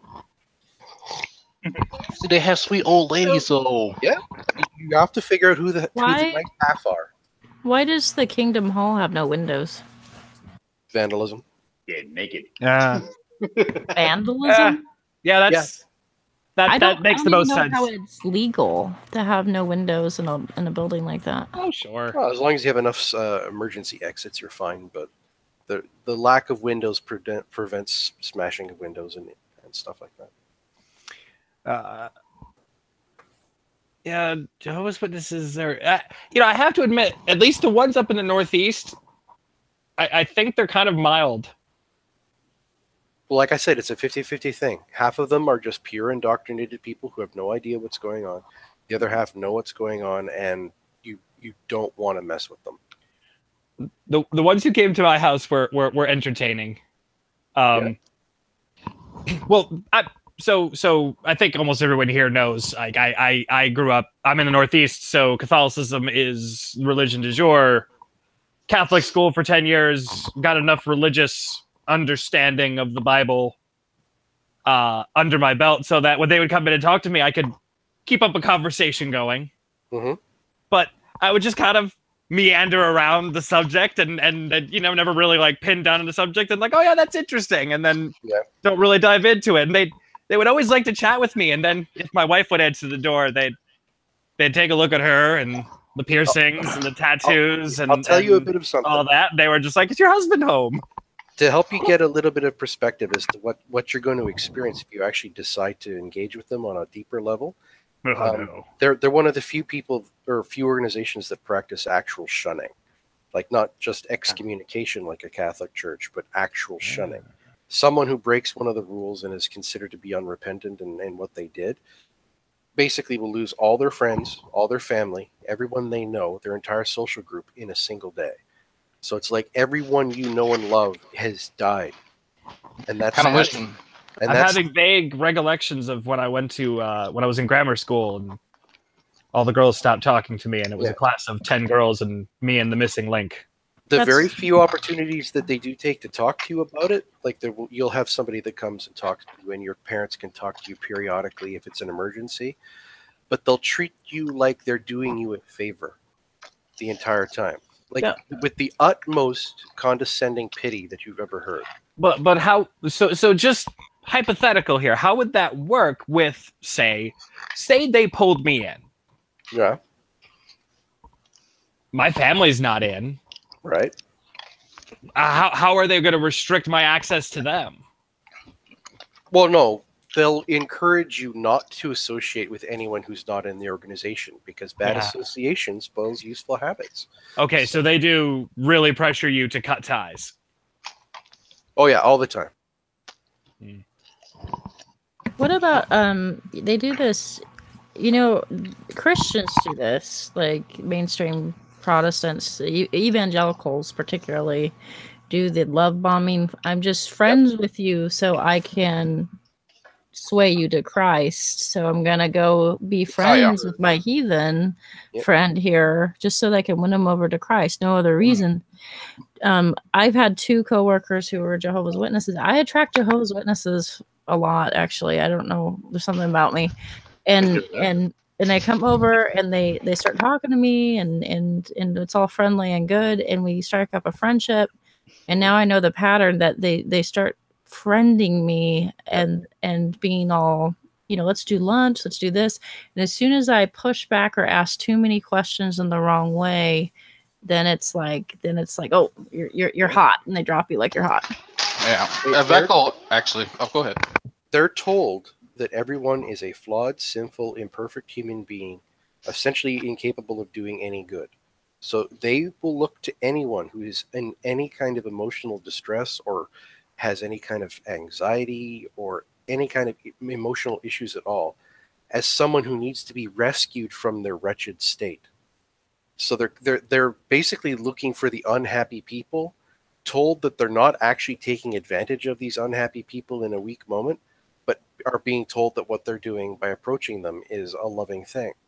So they're given this like a Orwellian doublespeak kind of system by what they're doing would be vile under any other circumstances, and yet they're told that it's an act of love or compassion or something nice, or worst case scenario, God wants it. That's so weird. That's completely surreal to me, because it is. Yeah, you're absolutely right, man. It's manipulative, and so shit, I forgot what I was gonna say. Like these. I noticed something, and maybe you can clarify this a bit more. I did speak about hermeneutics to them. Yes. And I was trying to understand how they came to conclusions, like what, because I think there's like 3 different branches or tiers or types of hermeneutics that one can study formally. If I'm not mistaken. I would honestly say that the hermeneutic method is itself almost like a coherentist epistemology. It's all self-referential. So as long as it makes sense within its own internal structure, you have a very difficult time nailing them down on any point as a point to attack. Yeah, and that's something that I'm trying to find the word. I'm going to have to paraphrase him, but more or less he said that they have their own scholars that come to the conclusions for the church, and that they're very knowledgeable, but he really didn't indicate like a very much external, formal theological training. No, the group he's referring to is called the governing body. It's a group. It might be just 12 people, but they are called spirit anointed, not speakers for God.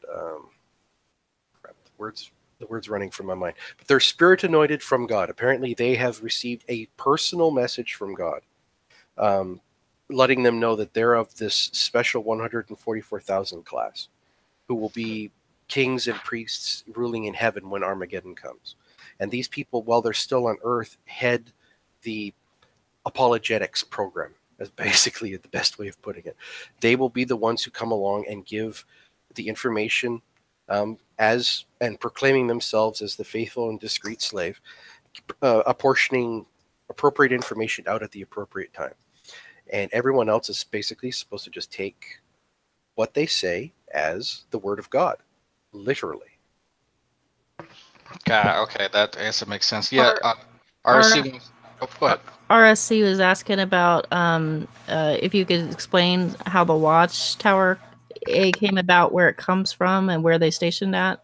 There is actually a really good video that I watched on the history of Jehovah's Witnesses that goes into a great amount of the detail involving in the early structure of the organization and some of the early prophecies. They were big back in the day on prophecies. Seventh-day Adventists and Jehovah's Witnesses had a sort of a split, and at one point, and they were sort of under the same umbrella. International Bible Students also split from Jehovah's Witnesses back in the day. So there's this entire history that goes back like 100 years or more of how they were formed, what happened. But essentially what happens is it seems like every time there's a new actual president of the organization, it takes some sort of drastic change in policy. that occurs. Like the very first president of the organization was on the record very clear saying that he didn't want congregations. He wanted people to be trained in how to do their own personal study for their own personal relationships with God. And then when he died, the next president, Rutherford, or it may not have been exactly Rutherford, but one of them basically said, okay, this is it. Now we're making large congregations. This is the name of the game now. You know, we're going to get everybody into the congregations. We're not going to let them get beyond 100 people so that they can't form internal cliques within the structures.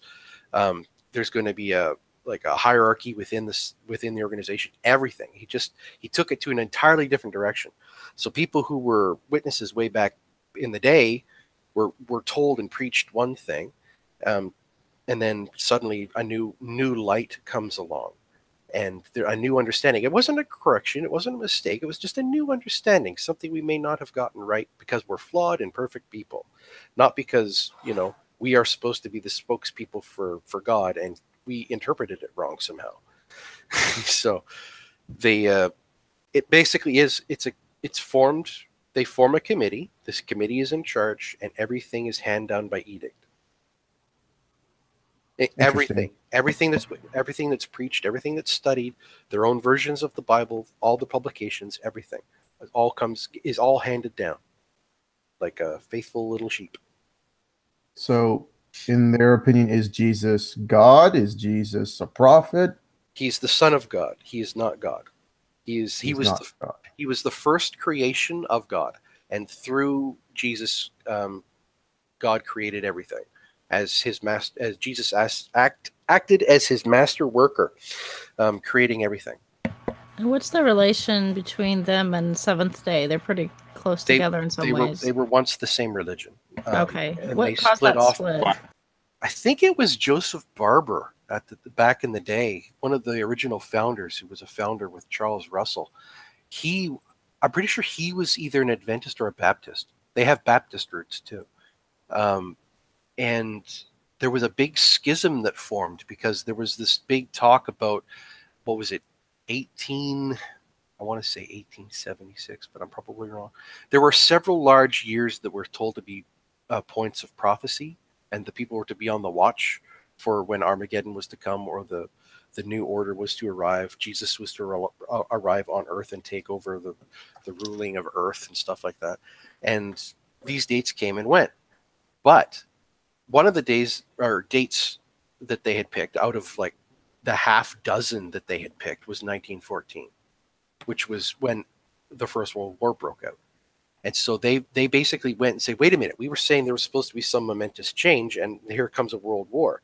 Well, I mean, good call, guys. You missed the first 6 years that you said were going to happen, but you happened to have one right here with 1914. Let's see you build a religion out of that. And they did. They basically said they reworked their numbers. There's this whole thing that they did about a timeline of weeks of years based off of the date of the destruction of Babylon, to the point where 1914 was supposed to be a poignant year in the prophecy, except of course archaeology now dictates that the destruction of Babylon did not occur when witnesses claim it did. So their prophecy was wrong because it's wrong math essentially. And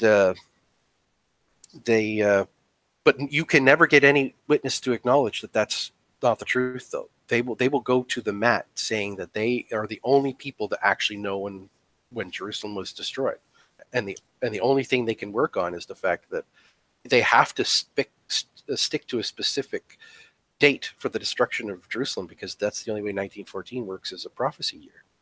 They'd be off by 1 or 2 years either way if they didn't hold to their guns. But that's the sort of thing they did, is they had prophecy after prophecy after prophecy, and they failed, and finally they got one that stuck with an understanding that could be made, essentially.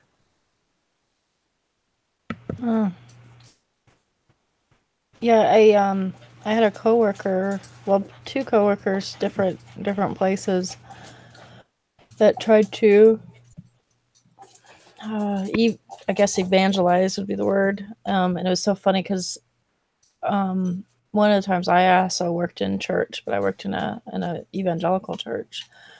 And the second time around, I was aware of what was going on, and so I just kept like milking it. I pretty much kept asking questions, and I knew how to ask a non-threatening question in a "oh, tell me more" kind of way. And eventually I started getting the person stumped, and they would go to the elder and they'd come back. Yeah.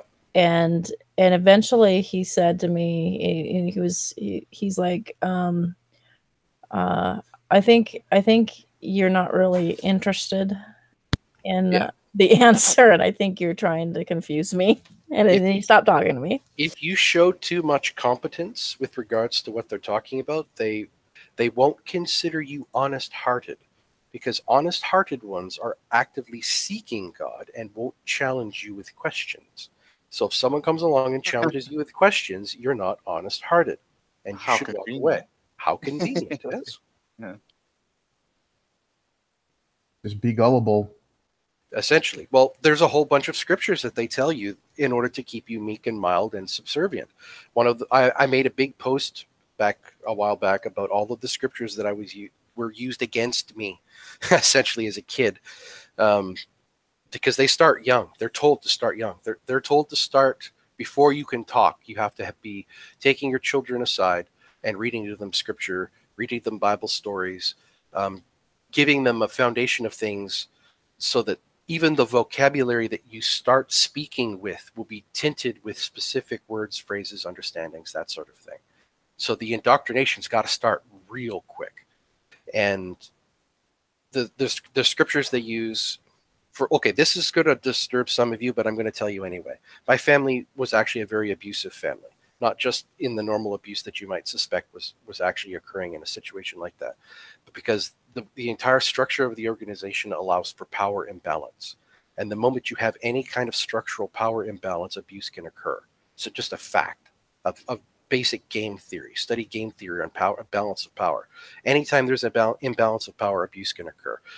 Witnesses revel in that because they can, they have the capacity then to make you subservient, with scriptures telling you not to trust your own understanding, that all the wisdom of man is foolish to God, that, do not lean on your own understanding is a big one, because if at any point you seem like you're challenging or questioning or asking too many things, they'll say, you shouldn't be, reasoning on this yourself. You need to go to the scriptures and let the scriptures explain the scriptures, or worst case scenario, you go to an elder and you have them tell you, what the right answer is.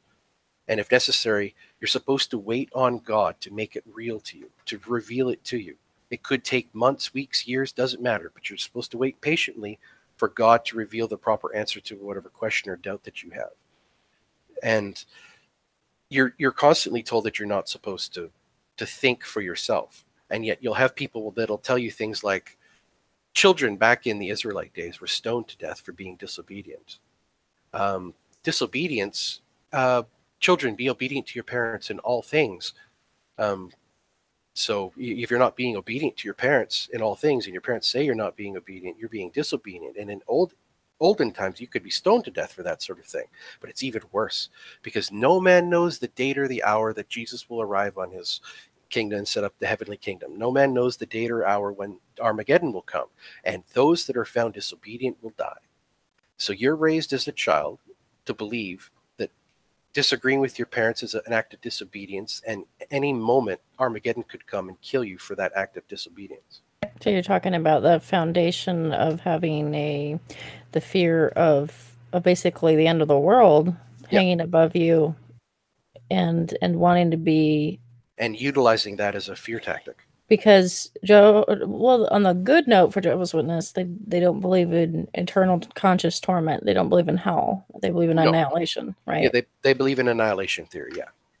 Which is a bit of a relief, right? But depends on your point of view. The rest of the story is that everybody is going to live in perfect paradise happiness, playing with the animals in perfect luxury, perfect this, perfect that, for all of eternity. And you are going to go and disappear, and all your family and friends are going to live on forever, having a fantastic time without you. So you can tell me if you think that's worse than hell. I think it's worse. How is that any different from my regular life? I think it's better than hell.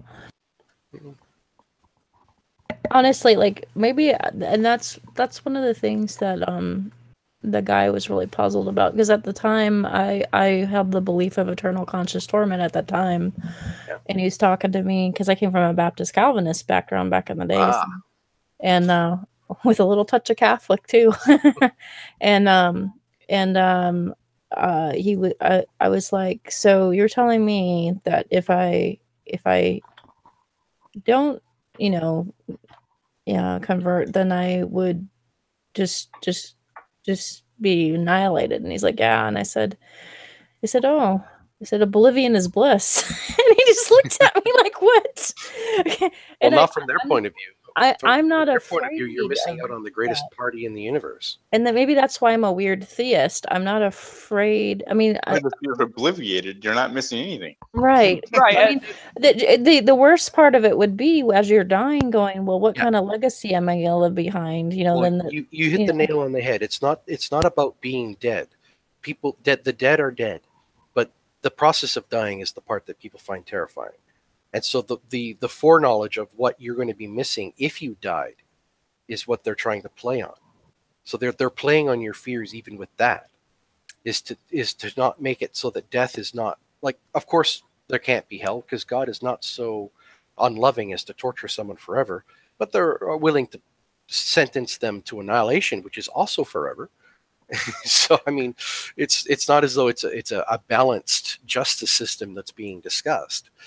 But yeah, it was a pretty rough upbringing. I had to act in many rebellious ways in order to save my sanity, and I'm not going to say that I did walk through it unscathed, but it's actually taken many years to reconcile many of the things that I learned. And the witnesses are big on the idea that they hold the truth and have an answer for every question.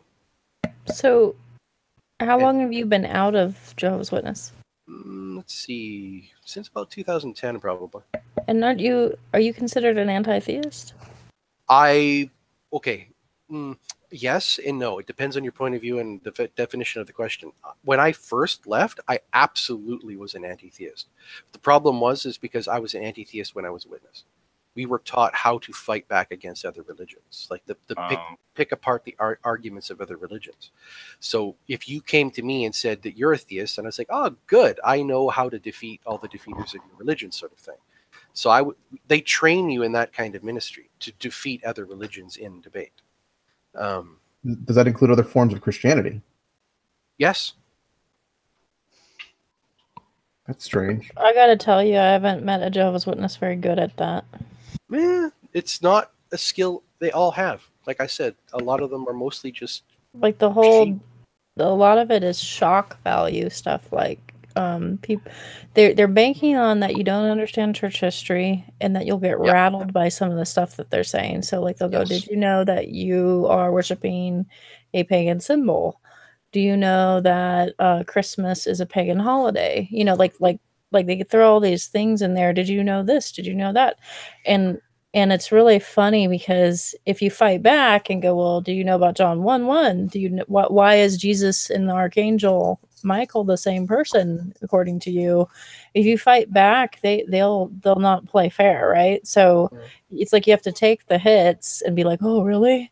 but they're counting on you to be shocked about it and to not counter them at the same time. Like they're it goes both ways. You've got people that are really into studying the Bible, studying the scriptures, people who are well versed, and then there are people who just go.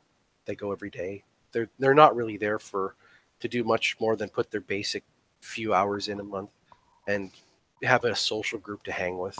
They're not really into it. And so you're not going to find that those guys that are not really committed to the preaching work are going to be as easy to turn against as, say, like pioneers who are dedicated to a lot more time every month, or missionaries who go all over the world preaching.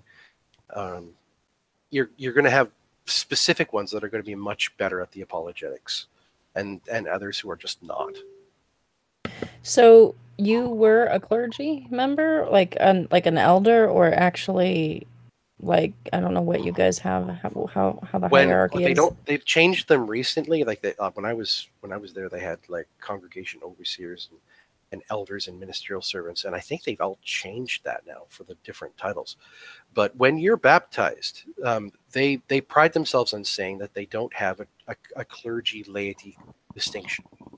That everyone who is baptized is an ordained minister, who is ordained by God to preach on his behalf, on his name. And to that end, they do significant amounts of biblical training. You have to pass like a 2-person interview with 2 people sitting across from you asking you like 100 or so questions that you have to get right. You can't get them wrong, sort of thing.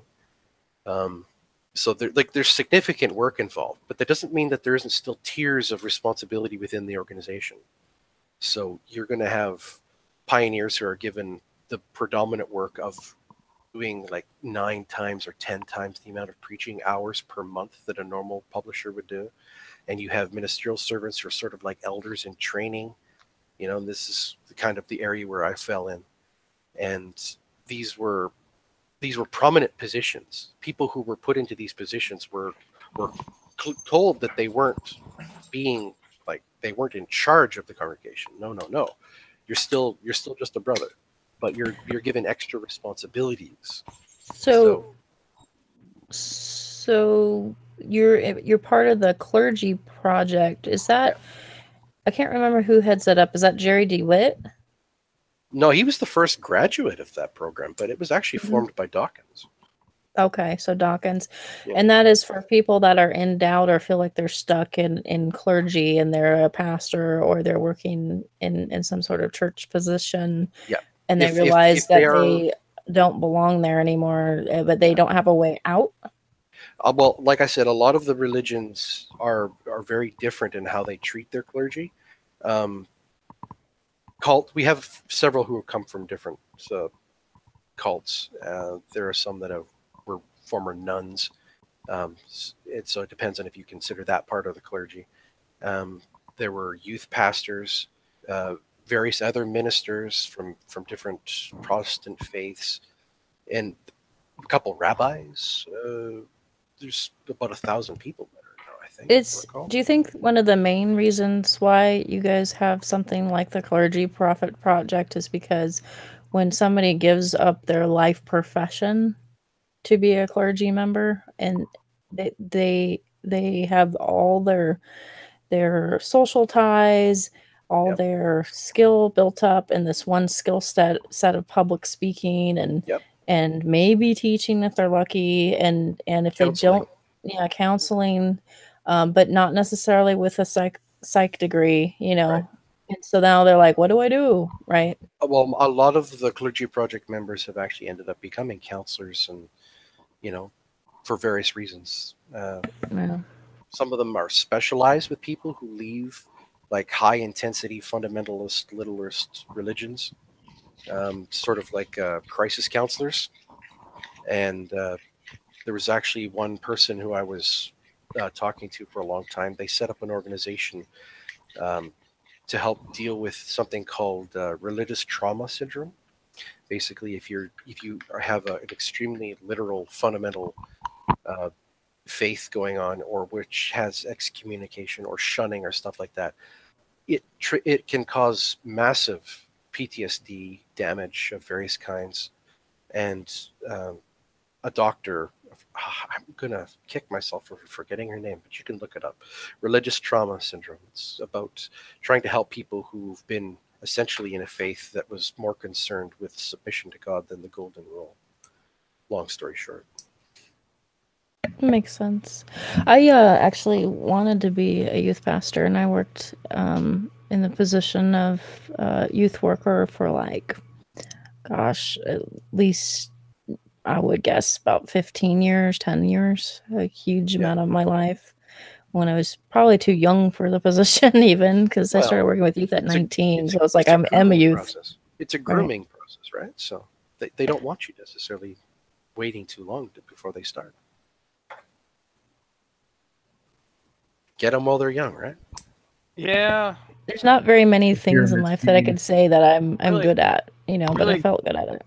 KJ, the more you describe like the tactics and generally speaking what these people were looking for, it's becoming more clear to me why the Jehovah's Witnesses that came to my house stopped coming to my house, despite my being very accommodating when they would come by.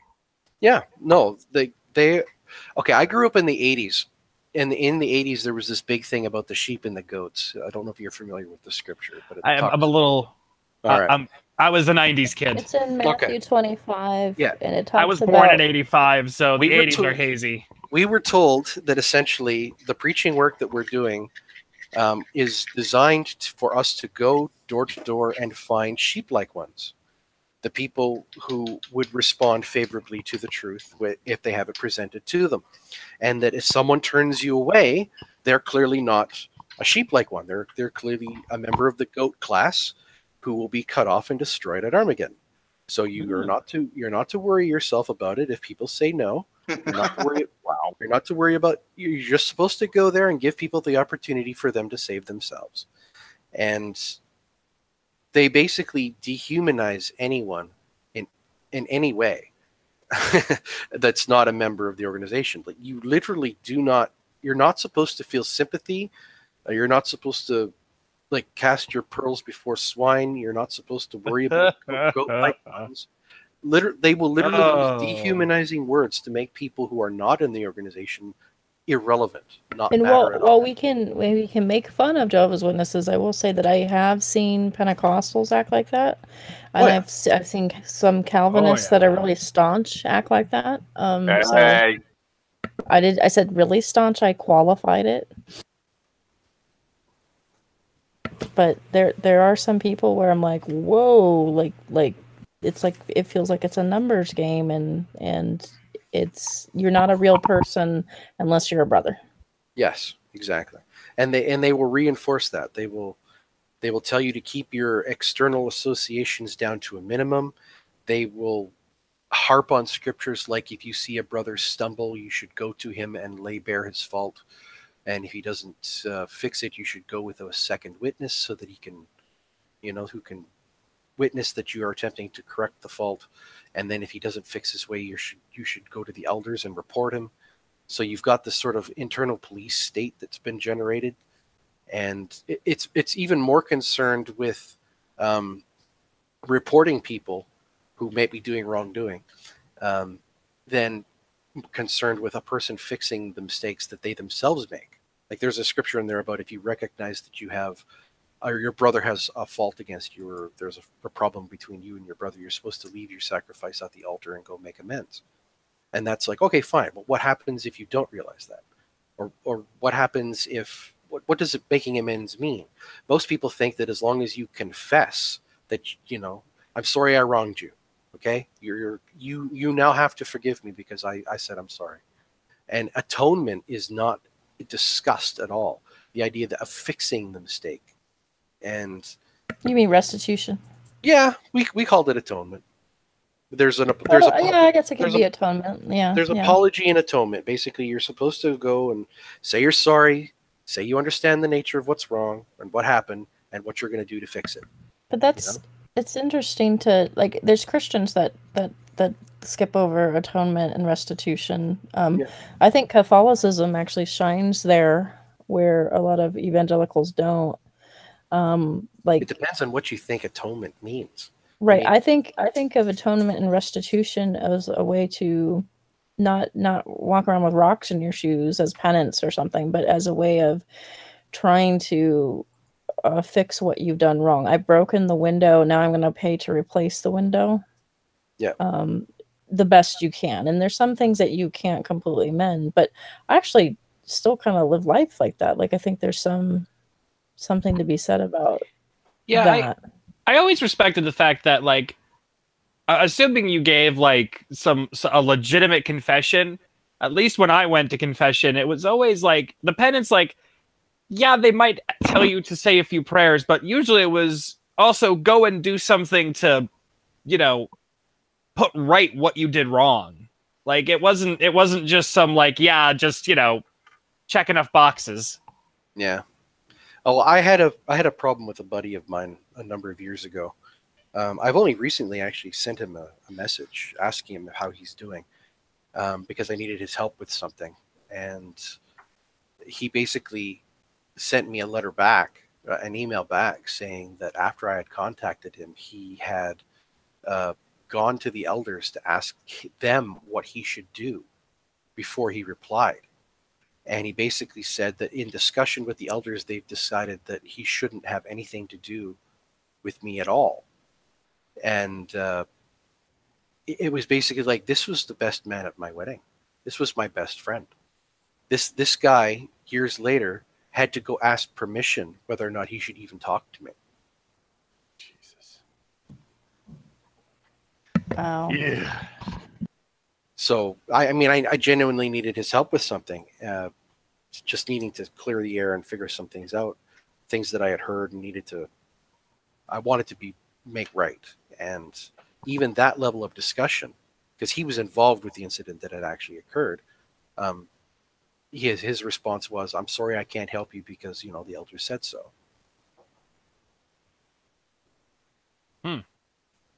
Not restitution, not attempting to fix the problem. It's something he did wrong.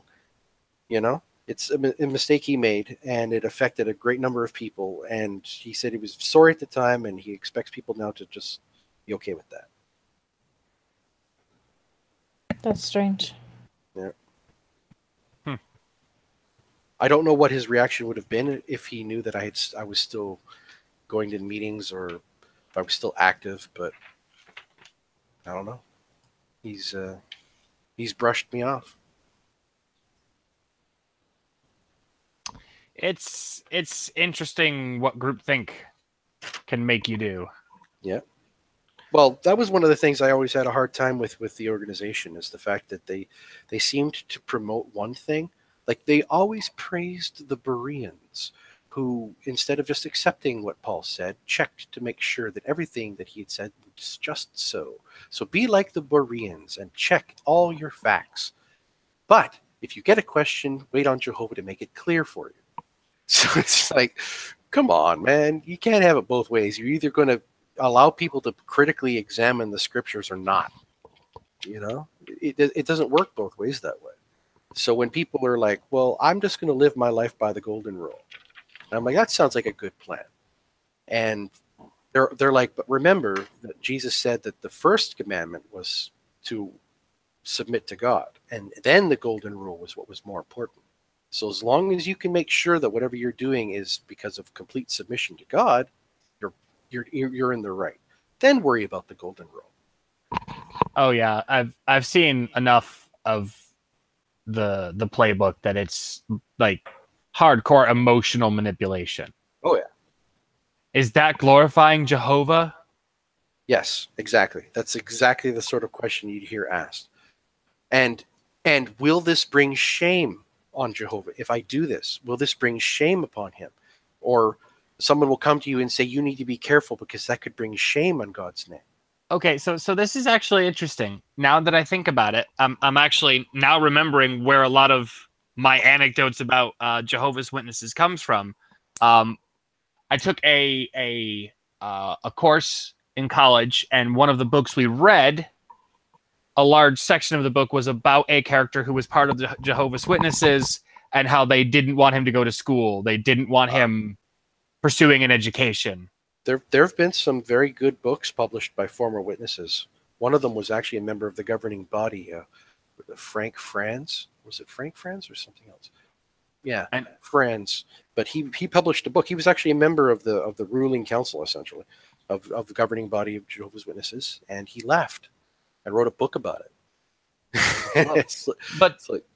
It was interesting because my friend, like I mentioned that I went to college with, he was in this class. So he read this book with the rest of us. Oh, yeah? And it was interesting because he kind of came in kind of huffy, like that wasn't, that hasn't been my experience. My family hasn't tried to dissuade me from pursuing an education, which is what makes me wonder is the Northeast just, also just sort of worn down the Jehovah's Witnesses a bit? Well, they're big on trying to make things up to your own personal conscience. This is a gray area. It's up to your conscience to decide, But they'll have article after article after article about how dangerous it is for kids to go to university because they'll be exposed to new ideas. I'm curious if he still is a Jehovah's Witness. Could be. I find that the longer you're in, the harder it is to get out. The thing is like he did like it sounded like he was like really like he was more involved when he was at home, but like he came to school and he was living at school. Yep, same thing I did. I had two personalities. It was called living a double life. They actually had a word for it. And because it's such a common occurrence, basically you have this persona that you assume when you go home that's all submissive and bending of the knee, and you say the right things, you use the right phrases. It's like you offer up constant hope that, you know, I'm studying for the meeting, I'm going to do this in service. Everything's planned around the organization. And the second you step out of the house and you go to school, it's like, God damn these suckers. It's like you live a completely other life. Two totally different personalities are often in play. That's how it was for me, which is probably part of the reason why I had such difficulty when I actually went for actual professional counseling at one point, because I told them that I had sort of lived a life where under constant stress and fear, and I had to pretend to be a certain way in order just to get by at home. There was none of this safety. There was no security. There was none of that. It was how often can you be afraid as a kid without that causing damage? And it took a decade of figuring out how to deal with that. And to this day, I think it's probably one of those things I'll probably have to deal with for the rest of my life, because I went actually to a chronic pain management center today, and because I have a chronic spine problem that I developed pretty young. And one of the things on the questionnaire for pain, rate your pain scale, they do these surveys. One of the things they asked was, did you incur any trauma, emotional abuse or whatever, sexual abuse, anything below the age of 13? And of course I put yes on there. And they said, oh, because apparently suffering levels of abuse below the age of 13 actually can cause your amygdala to change shape, to become hypersensitive, as part of like a hypervigilance system that comes into play. It's part of PTSD, this hypervigilance thing. Overreacting can be a thing. Anger can be a thing. But it also triggers heightened sensitivity to your pain centers. So if you've suffered childhood trauma, you can physically feel pain more than other people. Your pain tolerance is shot, essentially. And it's right on the questionnaire whether or not you've occurred childhood suffering, because you will feel pain more, you will feel anxious more, you will feel angered more.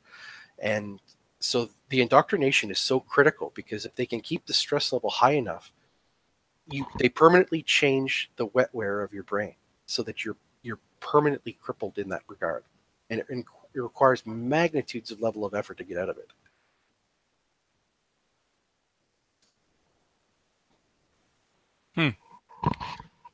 Well, not a promising sign. I do not find any trace of him on Facebook these days. Meh. Nope, they told us that Facebook was a bad idea. I remember that when it first came out. When the internet came out, back in the 90s, essentially, there was a bunch of articles that went around of like, should your family get the internet? And it was basically boiled down, get it for one computer, put the computer in a central location with no doors, and in an open public location so everybody can see what you're doing. And that was it. That was the recommendation for a long time. Is that if you are going to get the internet, know when your children are there, what they're doing, make sure the computer is in a public place so everyone will know what everyone else is doing. It's like constant monitoring. Yeah. We started off with the one computer set up at our house, but my parents quickly got tired of that. Yeah. And my brother and I were given a secondhand computer that this is a little bit of a tangent, but the first computer we got to play with, Windows, the Windows kernel had gotten corrupted, so all we had was DOS. And I think we used the shit out of it. We had QBasic games running. Oh yeah, but yeah, of course they would be against you having a computer because, you know, Porn. Well, actually, the porn I don't even really think was that big of a deal because the fear was that they would actually look up alternate answers to the stuff that they're being given. I think that was the main concern for them, was the fact that, you know, if you have one pipeline of information being presented to you, you don't want people to have access to alternate explanations. Control doesn't work that way. That's amazing. I was giving them too much credit. Yeah, I was doubt just assuming Puritanism.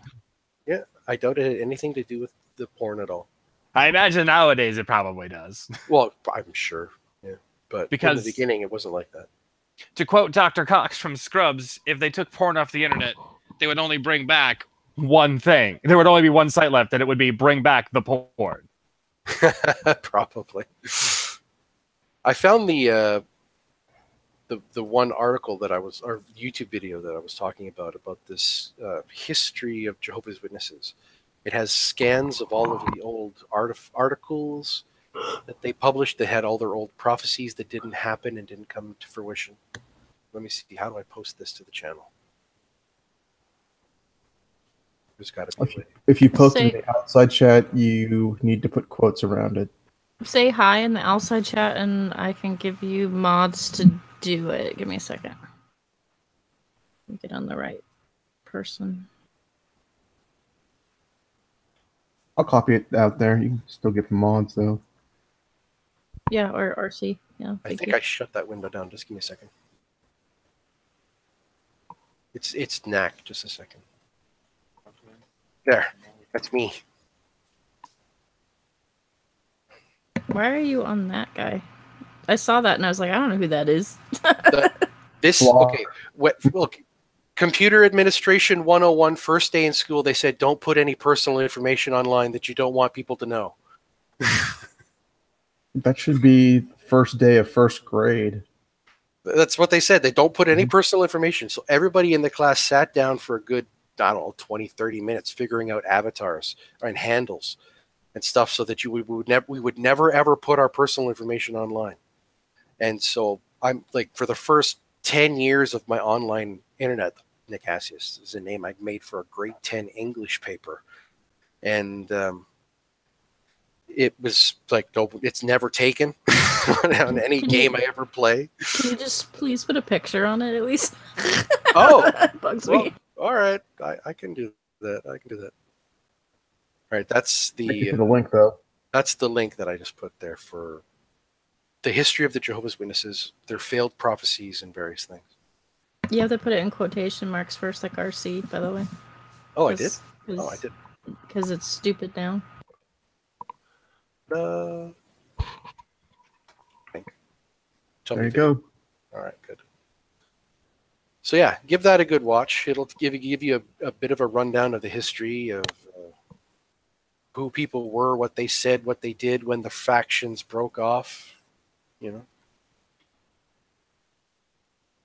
Exciting. Useful, because witnesses are not taught any of their own history. Well, no, that's usually a bad idea. It breaks the immersion that this was somehow like, you know, God's will they're following. Yeah. Like if you knew that there are distinct points in the history of Jehovah's Witnesses that are even marked as like official schisms that occurred, you know, and when they came along and why they came along and what happened so that they came along. And it's like, okay, well, who are the Bible students? There's still a thing that's around. You know, who are the free Bible students? There's still a thing that are still around, and these are all organizations that broke off from the Watchtower, and they're still around. They will tell you their history, where they came from, but you won't hear any witness that knows that history. Right. Because the very idea that there could have been mistakes and things that happened of such a severe nature that they fractured the entire organization would mean that perhaps you don't have the truth. Perhaps you're just guessing like everyone else. And that becomes a bit of a problem, because I've personally, when I left the faith, was very anti-theist, even against all religions, as having no value whatsoever. And it's taken me probably 5 years to realize that there is some good to be extracted from these organizations, but it is sort of directly inverse to the level of literal fundamental biblical translations that you're willing to follow. So if you are a literal fundamentalist type Christian, I don't expect to get much useful information from you. But if you're someone who, like a Reformed Jew, for example, who's all about, you know, the society, the group, the culture, but not really big into the God details, that's different.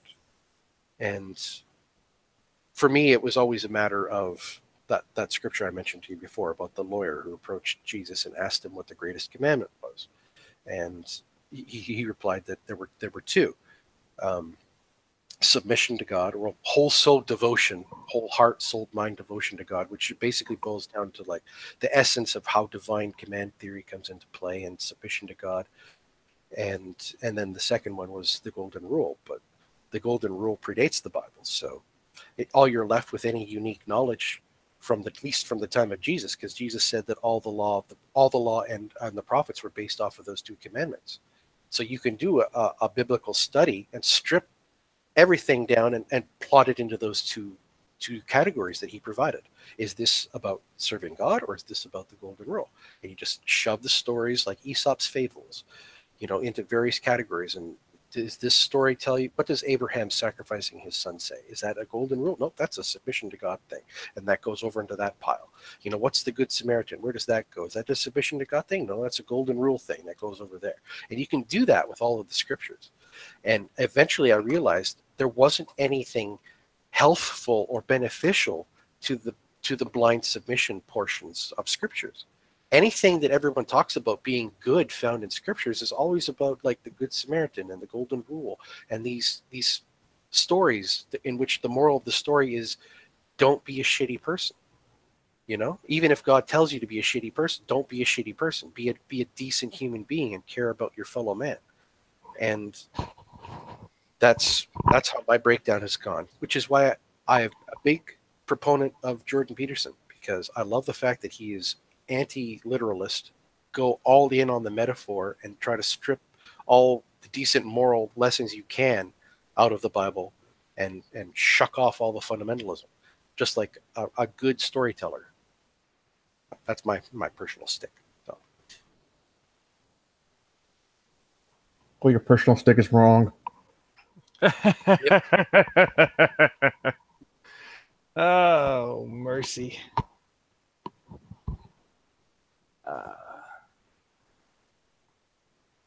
I'm willing to unpack any of that if you guys want. Well, no, I'm just, that's just a lot to take in. I'm a vastly less motivated person in general. Well, I grew up in an organization that prided itself on having the absolute truth to everything. And so when I first get into a conversation with someone who studied any kind of philosophy, they're like, "Oh, you know absolute truth, do you?" It's like, oh, let's see how you can justify this claim of absolute, and you're basically left with an understanding that there can't really be such a thing as an absolute, especially from a theological standpoint, where you're told that you're an imperfect, flawed human being who can't do any good without God's benefits or blessing or help, and you're going to turn around and try to say that you know anything absolutely. And then suddenly you realize you need to sort of just work with the world on a reliable level of reliable knowledge, reliable reality, reliable reason, and forgo the idea of absolutes as just being an unattainable goal. Yeah. I mean, I do dabble a little bit in philosophy, but I spend most of my time learning about like new coding stuff. No, no, but that was big for me with philosophy, because I didn't know that religion was an offshoot of philosophy, that the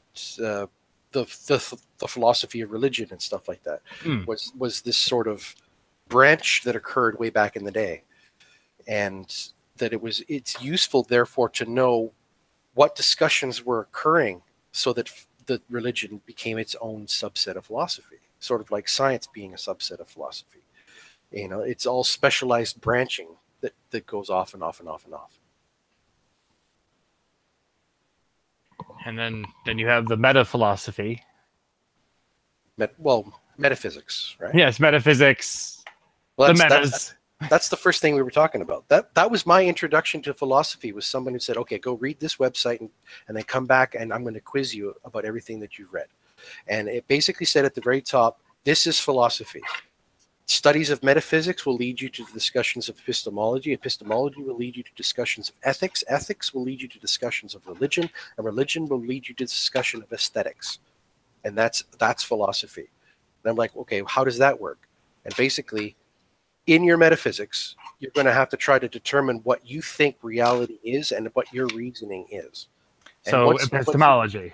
And that will lead you to your epistemology, to your discovery of knowledge. And then once you have this idea of what knowledge is, you'll be capable of forming a coherent system of ethics. And then once you have a personal, like this system of ethics, you can then apply it on a social level, which is where which is where politics comes into play. And then anything that doesn't fall into that area is where aesthetics comes in.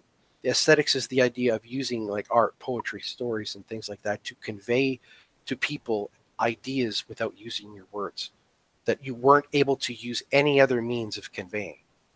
So it loops back into itself again. That art then becomes an expression and a chance to communicate ideas through means that weren't successful through metaphysics, epistemology, ethics, or politics.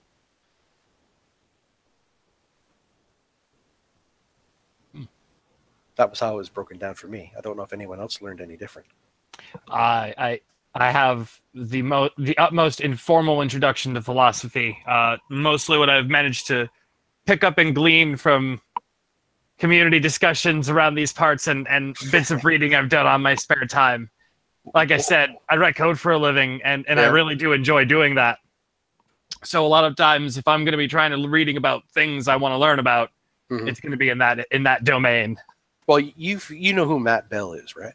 Oh, I know Matt Bell. He was one of my first introductions to actual discussions of philosophy, because he was always very big on making sure that you didn't feel like you had any reason to think that you could trust anything ever. And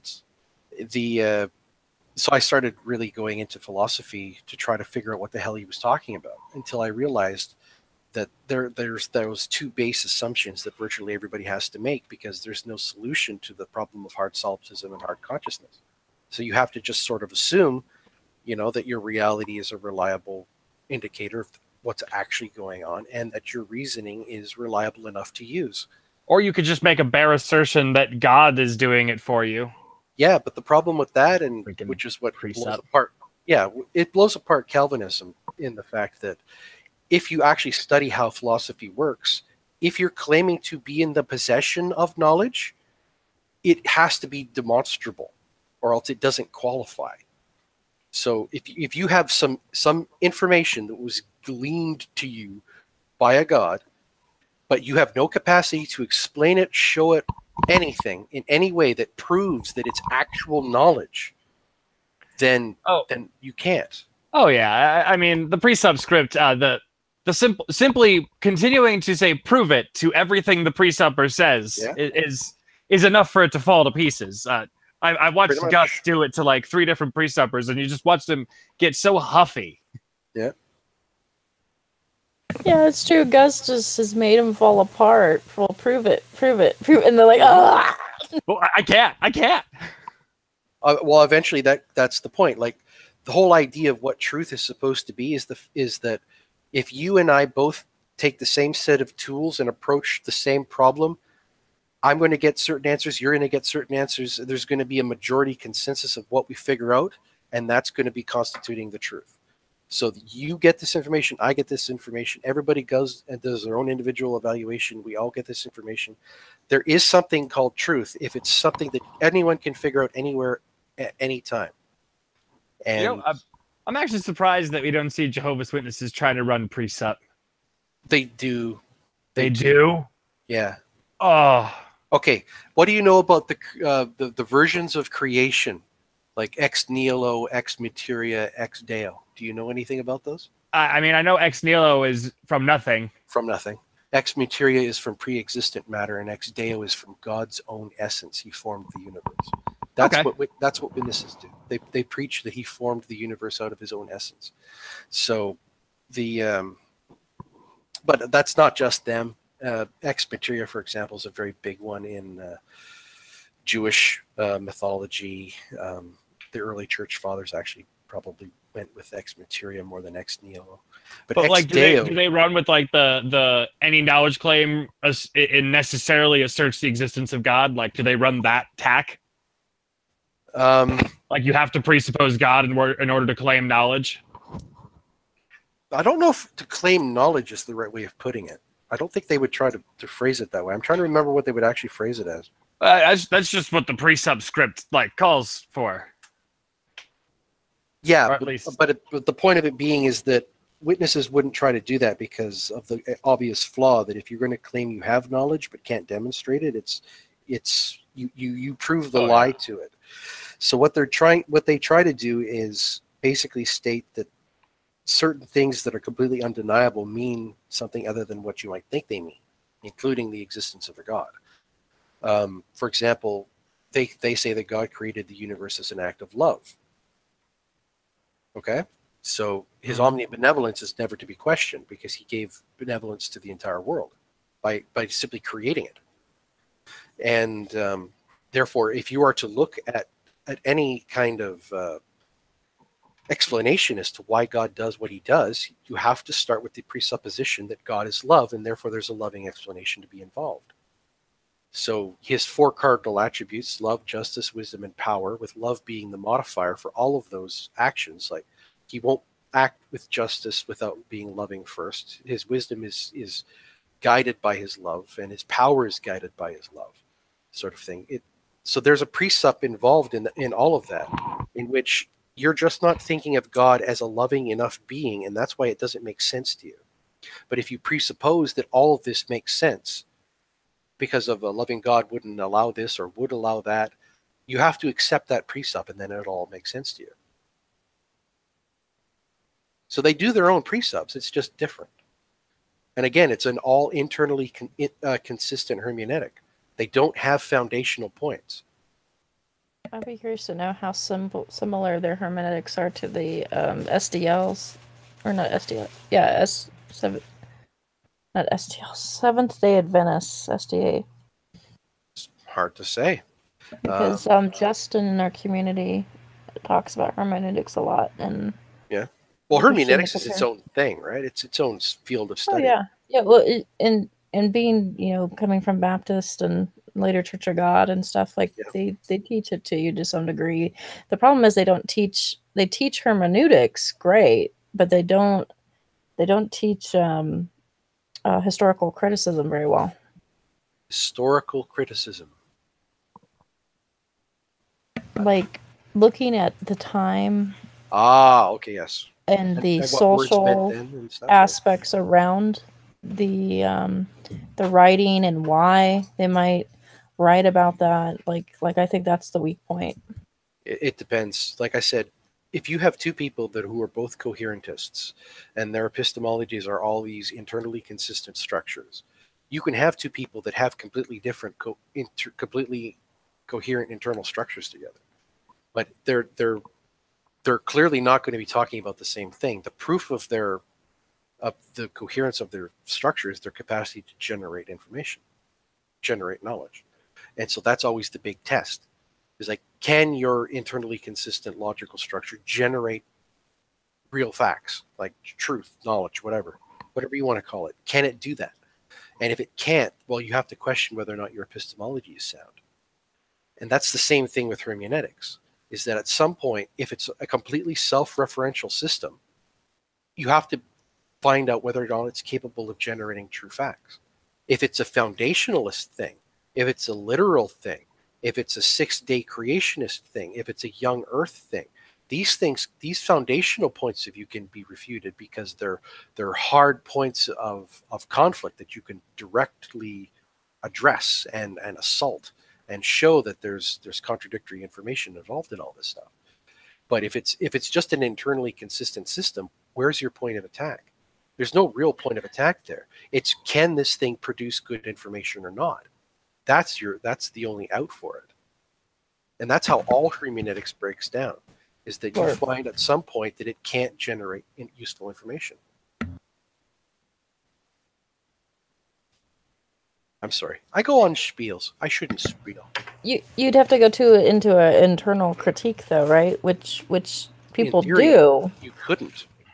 You don't think so? I don't think so. I don't think you could internally critique a coherent system. Well, if you could do that, you would have to assume that they've already done that to some degree. But I don't have confidence that Jehovah's Witnesses do have a coherent internal system. No, they do have some presuppositional points. You are Mhm. correct. Like I said, you have to sort of presuppose that God is a God of love and created the universe out of love, and that if there's any conflicts, that there must be a loving reason behind it. So you do have that.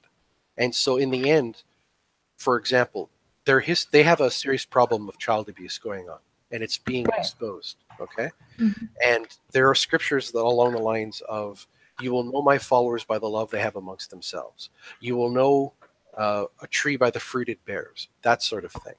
So if the Catholic Church is giving them pointers now on how to hide their child abuse scandals, they might want to think about whether or not they are actually that, if they should allow themselves to take such airs that they are so much better than everyone else.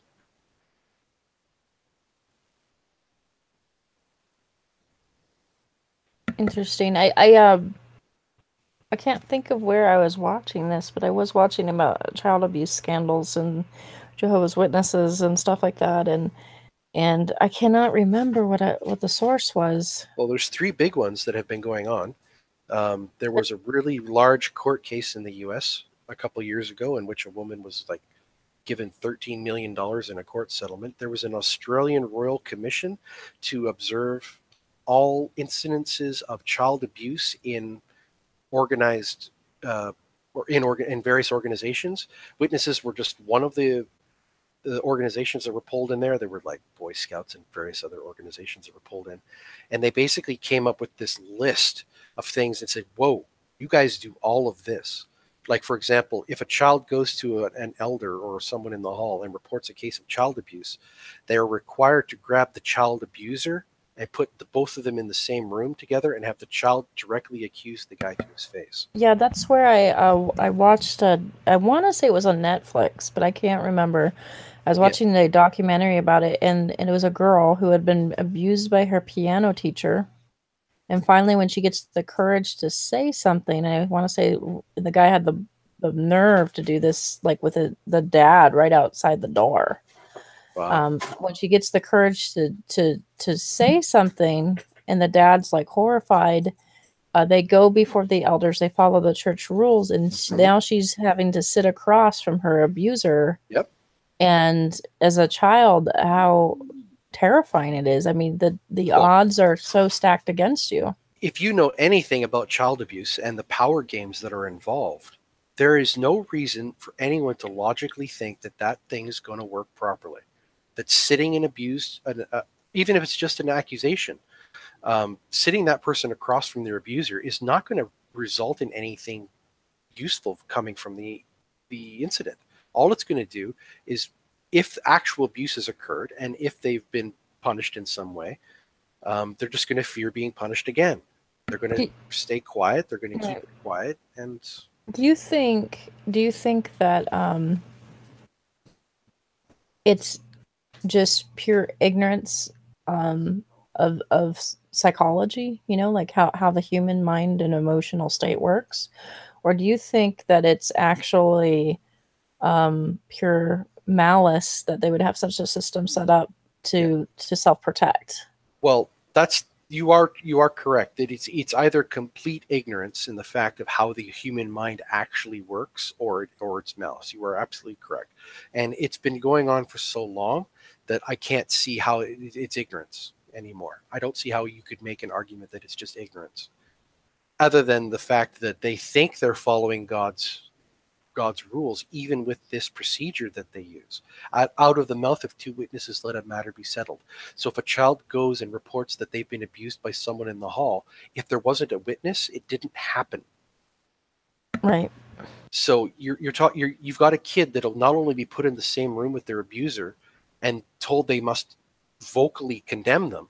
If there wasn't a witness to it, it's just a he said, she said incident as far as everyone else is concerned. And it won't get reported to the police because they're given specific instructions not to report it to the police, because they are to handle these things internally first, regardless of what the law of the land says, because you're supposed to pay Caesar's things to Caesar's and God things to God. So if God's law states that you're supposed to handle these things within the organization first, that's what they do. No matter what the law of the land says, and they will go to jail to protect their right to do it that way.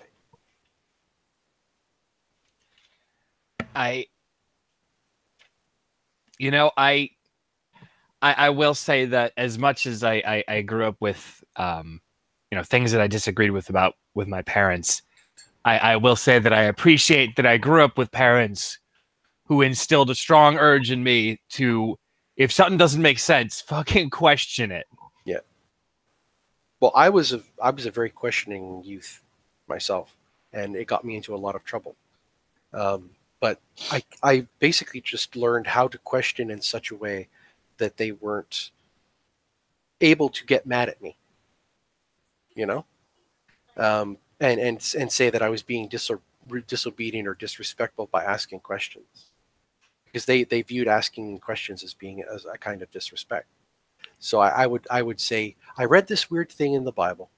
Can you explain it to me? It says here that what did I say? Is that if there's ever a problem with a troublesome child, you're to take him to the older men of the congregation. So if my parents were saying that I was being too big of a troublemaker for whatever reason, questioning what was going on, I would say, okay, well, I will go get dressed and we'll go talk to the elders. And it was like, what? And there's, because then they realized they would have to tell the elders what was going on, and you'd risk getting it out by having it happen somehow other than in the home. But according to the scriptures, we were supposed to call the older men of the congregation in order to resolve this. So I would be very willingly quoting these scriptures as, okay, let's go talk to the elders. Let's go tell them what's going on. Let's go tell them that you're being abusive, but I'm wrong for finding it objectionable. And, they didn't want to do that. And it worked to my advantage to be able to argue without arguing. Oh yeah. I get real sensitive about Matthew 15 being used and the way that they're using it. Which one is that? It is, if your brother or sister sins, go point out their fault just between you and the two of you. If they listen to you, you have won them over. But if they will not listen, take one or two along with you. And every matter that is established by the testimony of 2 or 3 witnesses. And then if they still refuse to listen, tell it to the church. If they refuse to listen even after the church, treat them as you would a pagan or a tax collector. Beckel uses this a lot, this verse, and I cringe every time because I know that a lot of cults use it. Yeah, I think I actually started my conversation off with that scripture about that's how they choose to do things. And like I said, you'll drag a kid into a counselor chamber, and if there wasn't someone who saw the abuse, that kid is now sitting across from their abuser being told that their report's not good enough because it doesn't have a second witness.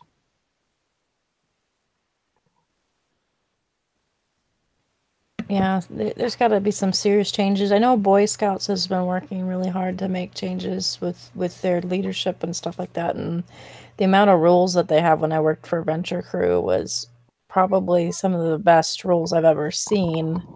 Were they designed around power imbalance, or?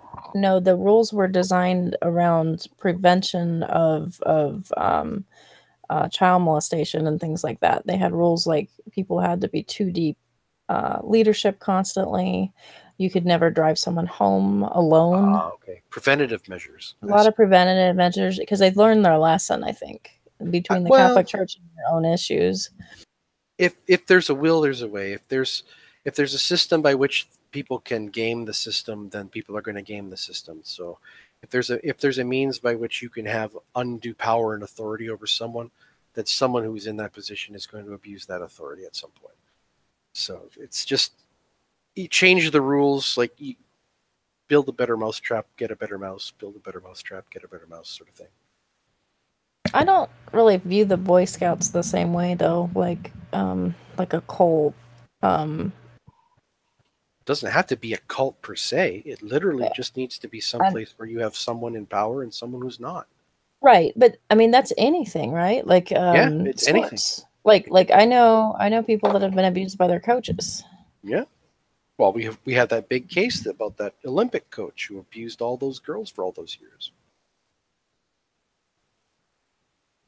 So because we know that there's going to be somebody in power at some point because of whatever reason, then what do you do to balance that scale? Yeah.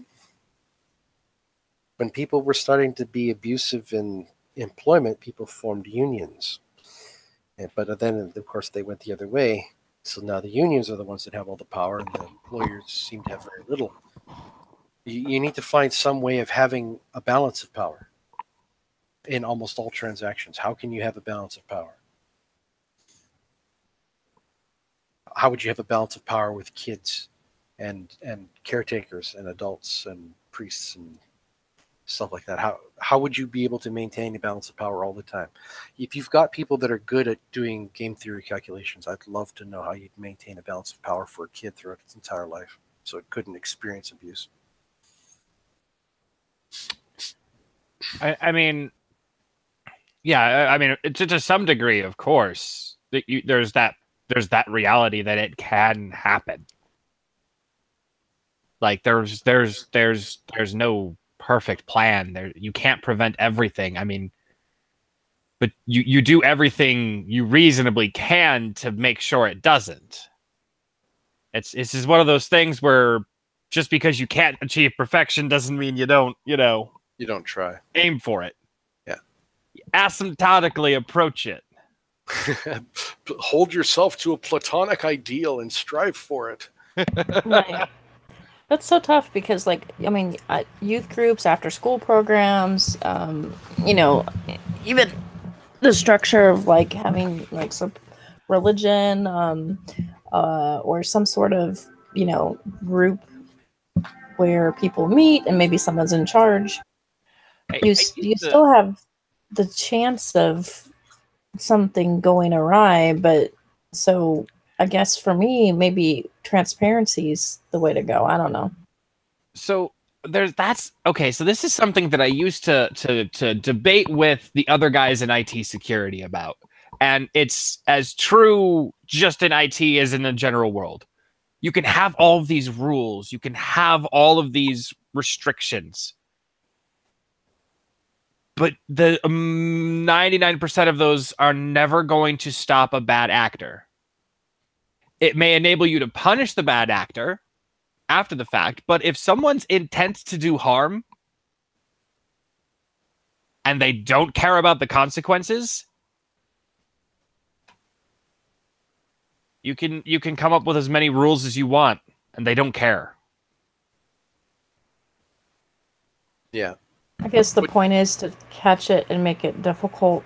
Right, make it difficult, do what you can. And don't make it worse. Don't create a system that can so be easily exploited. That should be step number one. Perhaps you can't stop it all the time, but you shouldn't have a system that actually fosters it. Yes. That's the other end of the spectrum. Secrecy is the number one weapon of the abuser. Yeah. So the more your system relies on secrecy, the more likely you are to have abusers. Like a lot of these pastors now are putting windows in their offices and things like that, and I think that's all a good idea. Well, that's a good idea just for the sake of not wanting to have false accusations put against you. But an actual abuser wouldn't care about that sort of thing. They just figure out a way around it. I actually had a boss at one company who was rumored to abuse the female coworkers, and they ended up putting glass on the windows of the doors in our building, and he ended up getting permission to put paper over his window for some stupid reason. I have no idea what the reasoning was, but he got permission to do it. Yes. And it's like, really? How did you swing that? You're the person everybody's worried about, and you're allowed to cover up your window. Sneaky. Yeah, I thankfully that I haven't had to deal with any kind of that bullshit at my job. Yeah. No, they actually did a number of things that were really sketchy at that job. The windows that they put in above 6 feet. So you actually had to be above 6 feet to even look in the window. That's weird. I suppose it's nice if you want to, like, get some more light flow. But it definitely isn't going to improve visibility. I'm 6'2", and that's me going up on my tiptoes to really get a good look. Yeah, there were two guys in our area that had the capacity to actually walk by this thing and look in the window. Everyone else just had to stand up on their toes and look at it, which required you to actually stop and do that. It wasn't something that you could do just passively by walking by. Back when I worked in my big corporate job, my first boss there got so aggravated that he actually yelled at me one time because he was this tiny, tiny guy. Maybe he hit 5 foot.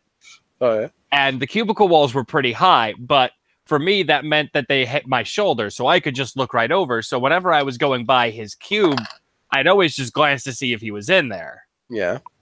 Because then I'd have, like, just a few moments to compose my thoughts before I'd be at the doorway into his cubicle if I wanted to just, like, alert him of something or whatever. Yeah. And it wigged him out because he'd be sitting in his cubicle and he'd just see my head looming over. Well, they actually, in cubicle design is an actual thing, probably based off of some sort of feng shui, but they have the heights set to a certain level so that you can't just be stared at all the time. And they ordered new cubicles for a new building that they were building. And they ordered them all, they installed them all. And then everyone realized that these walls were like 7 feet high. And they came on and cut 3 feet of them off so that people could walk by and look. So you basically chopped the stupid things in half for no reason. Why did you buy them in the first place? They weren't that much higher than the desk that people were sitting at. We actually got our office area changed from regular cubicles of, average height, so you had some privacy unless someone was going right up to it, to this completely open, like, literally it is one massive desk unit and we each just have our slot. Yeah. My company did that. They went completely open office, no rooms. And it sucked. Yeah. Actually, it was really bad at first because the people who installed the unit screwed the pooch. Really? Okay, so the way it worked was that every unit was separated by this, like, slide-in piece that was, in lieu of actually having a support leg, it sat on this. Well, when they installed it, they didn't cut off the outer support leg. Okay. So, and the way these lined up, that meant that side piece, that bench, was in a good, like, almost foot in closer. So the width of the slot was a foot narrower. And so this is like the perfect. I haven't even been I haven't even been working there a year yet. Yeah. I get put on the end because I was, lowest seniority, so I got last dibs. Whatever. And then I come in, and I am bar none the tallest guy, if not the biggest, because there's a guy who's kind of in his, like, 50s who's pretty overweight. But one of the biggest guys, and I come in, and literally sitting in my chair facing my keyboard, I cannot turn completely in my chair because my legs won't let me. I had to back out of my cube to be able to turn around. And my boss is on vacation that week. And we were told, like, just try it out for a bit. And I'm like, this is dehumanizing. And, I like mine because, like, my cubicle, I can not have to stare at somebody across from me. Like some of these cubicles now, they're lowering that so that you're just face to face with somebody. I'm like, what? Yeah, that's almost what we have. I don't like that. Like it's fine to be able to peep over at each other and stuff, make sure no one's doing anything crazy. To look straight across, you have to stand up. But that's just distracting. But on the sides, it's completely open.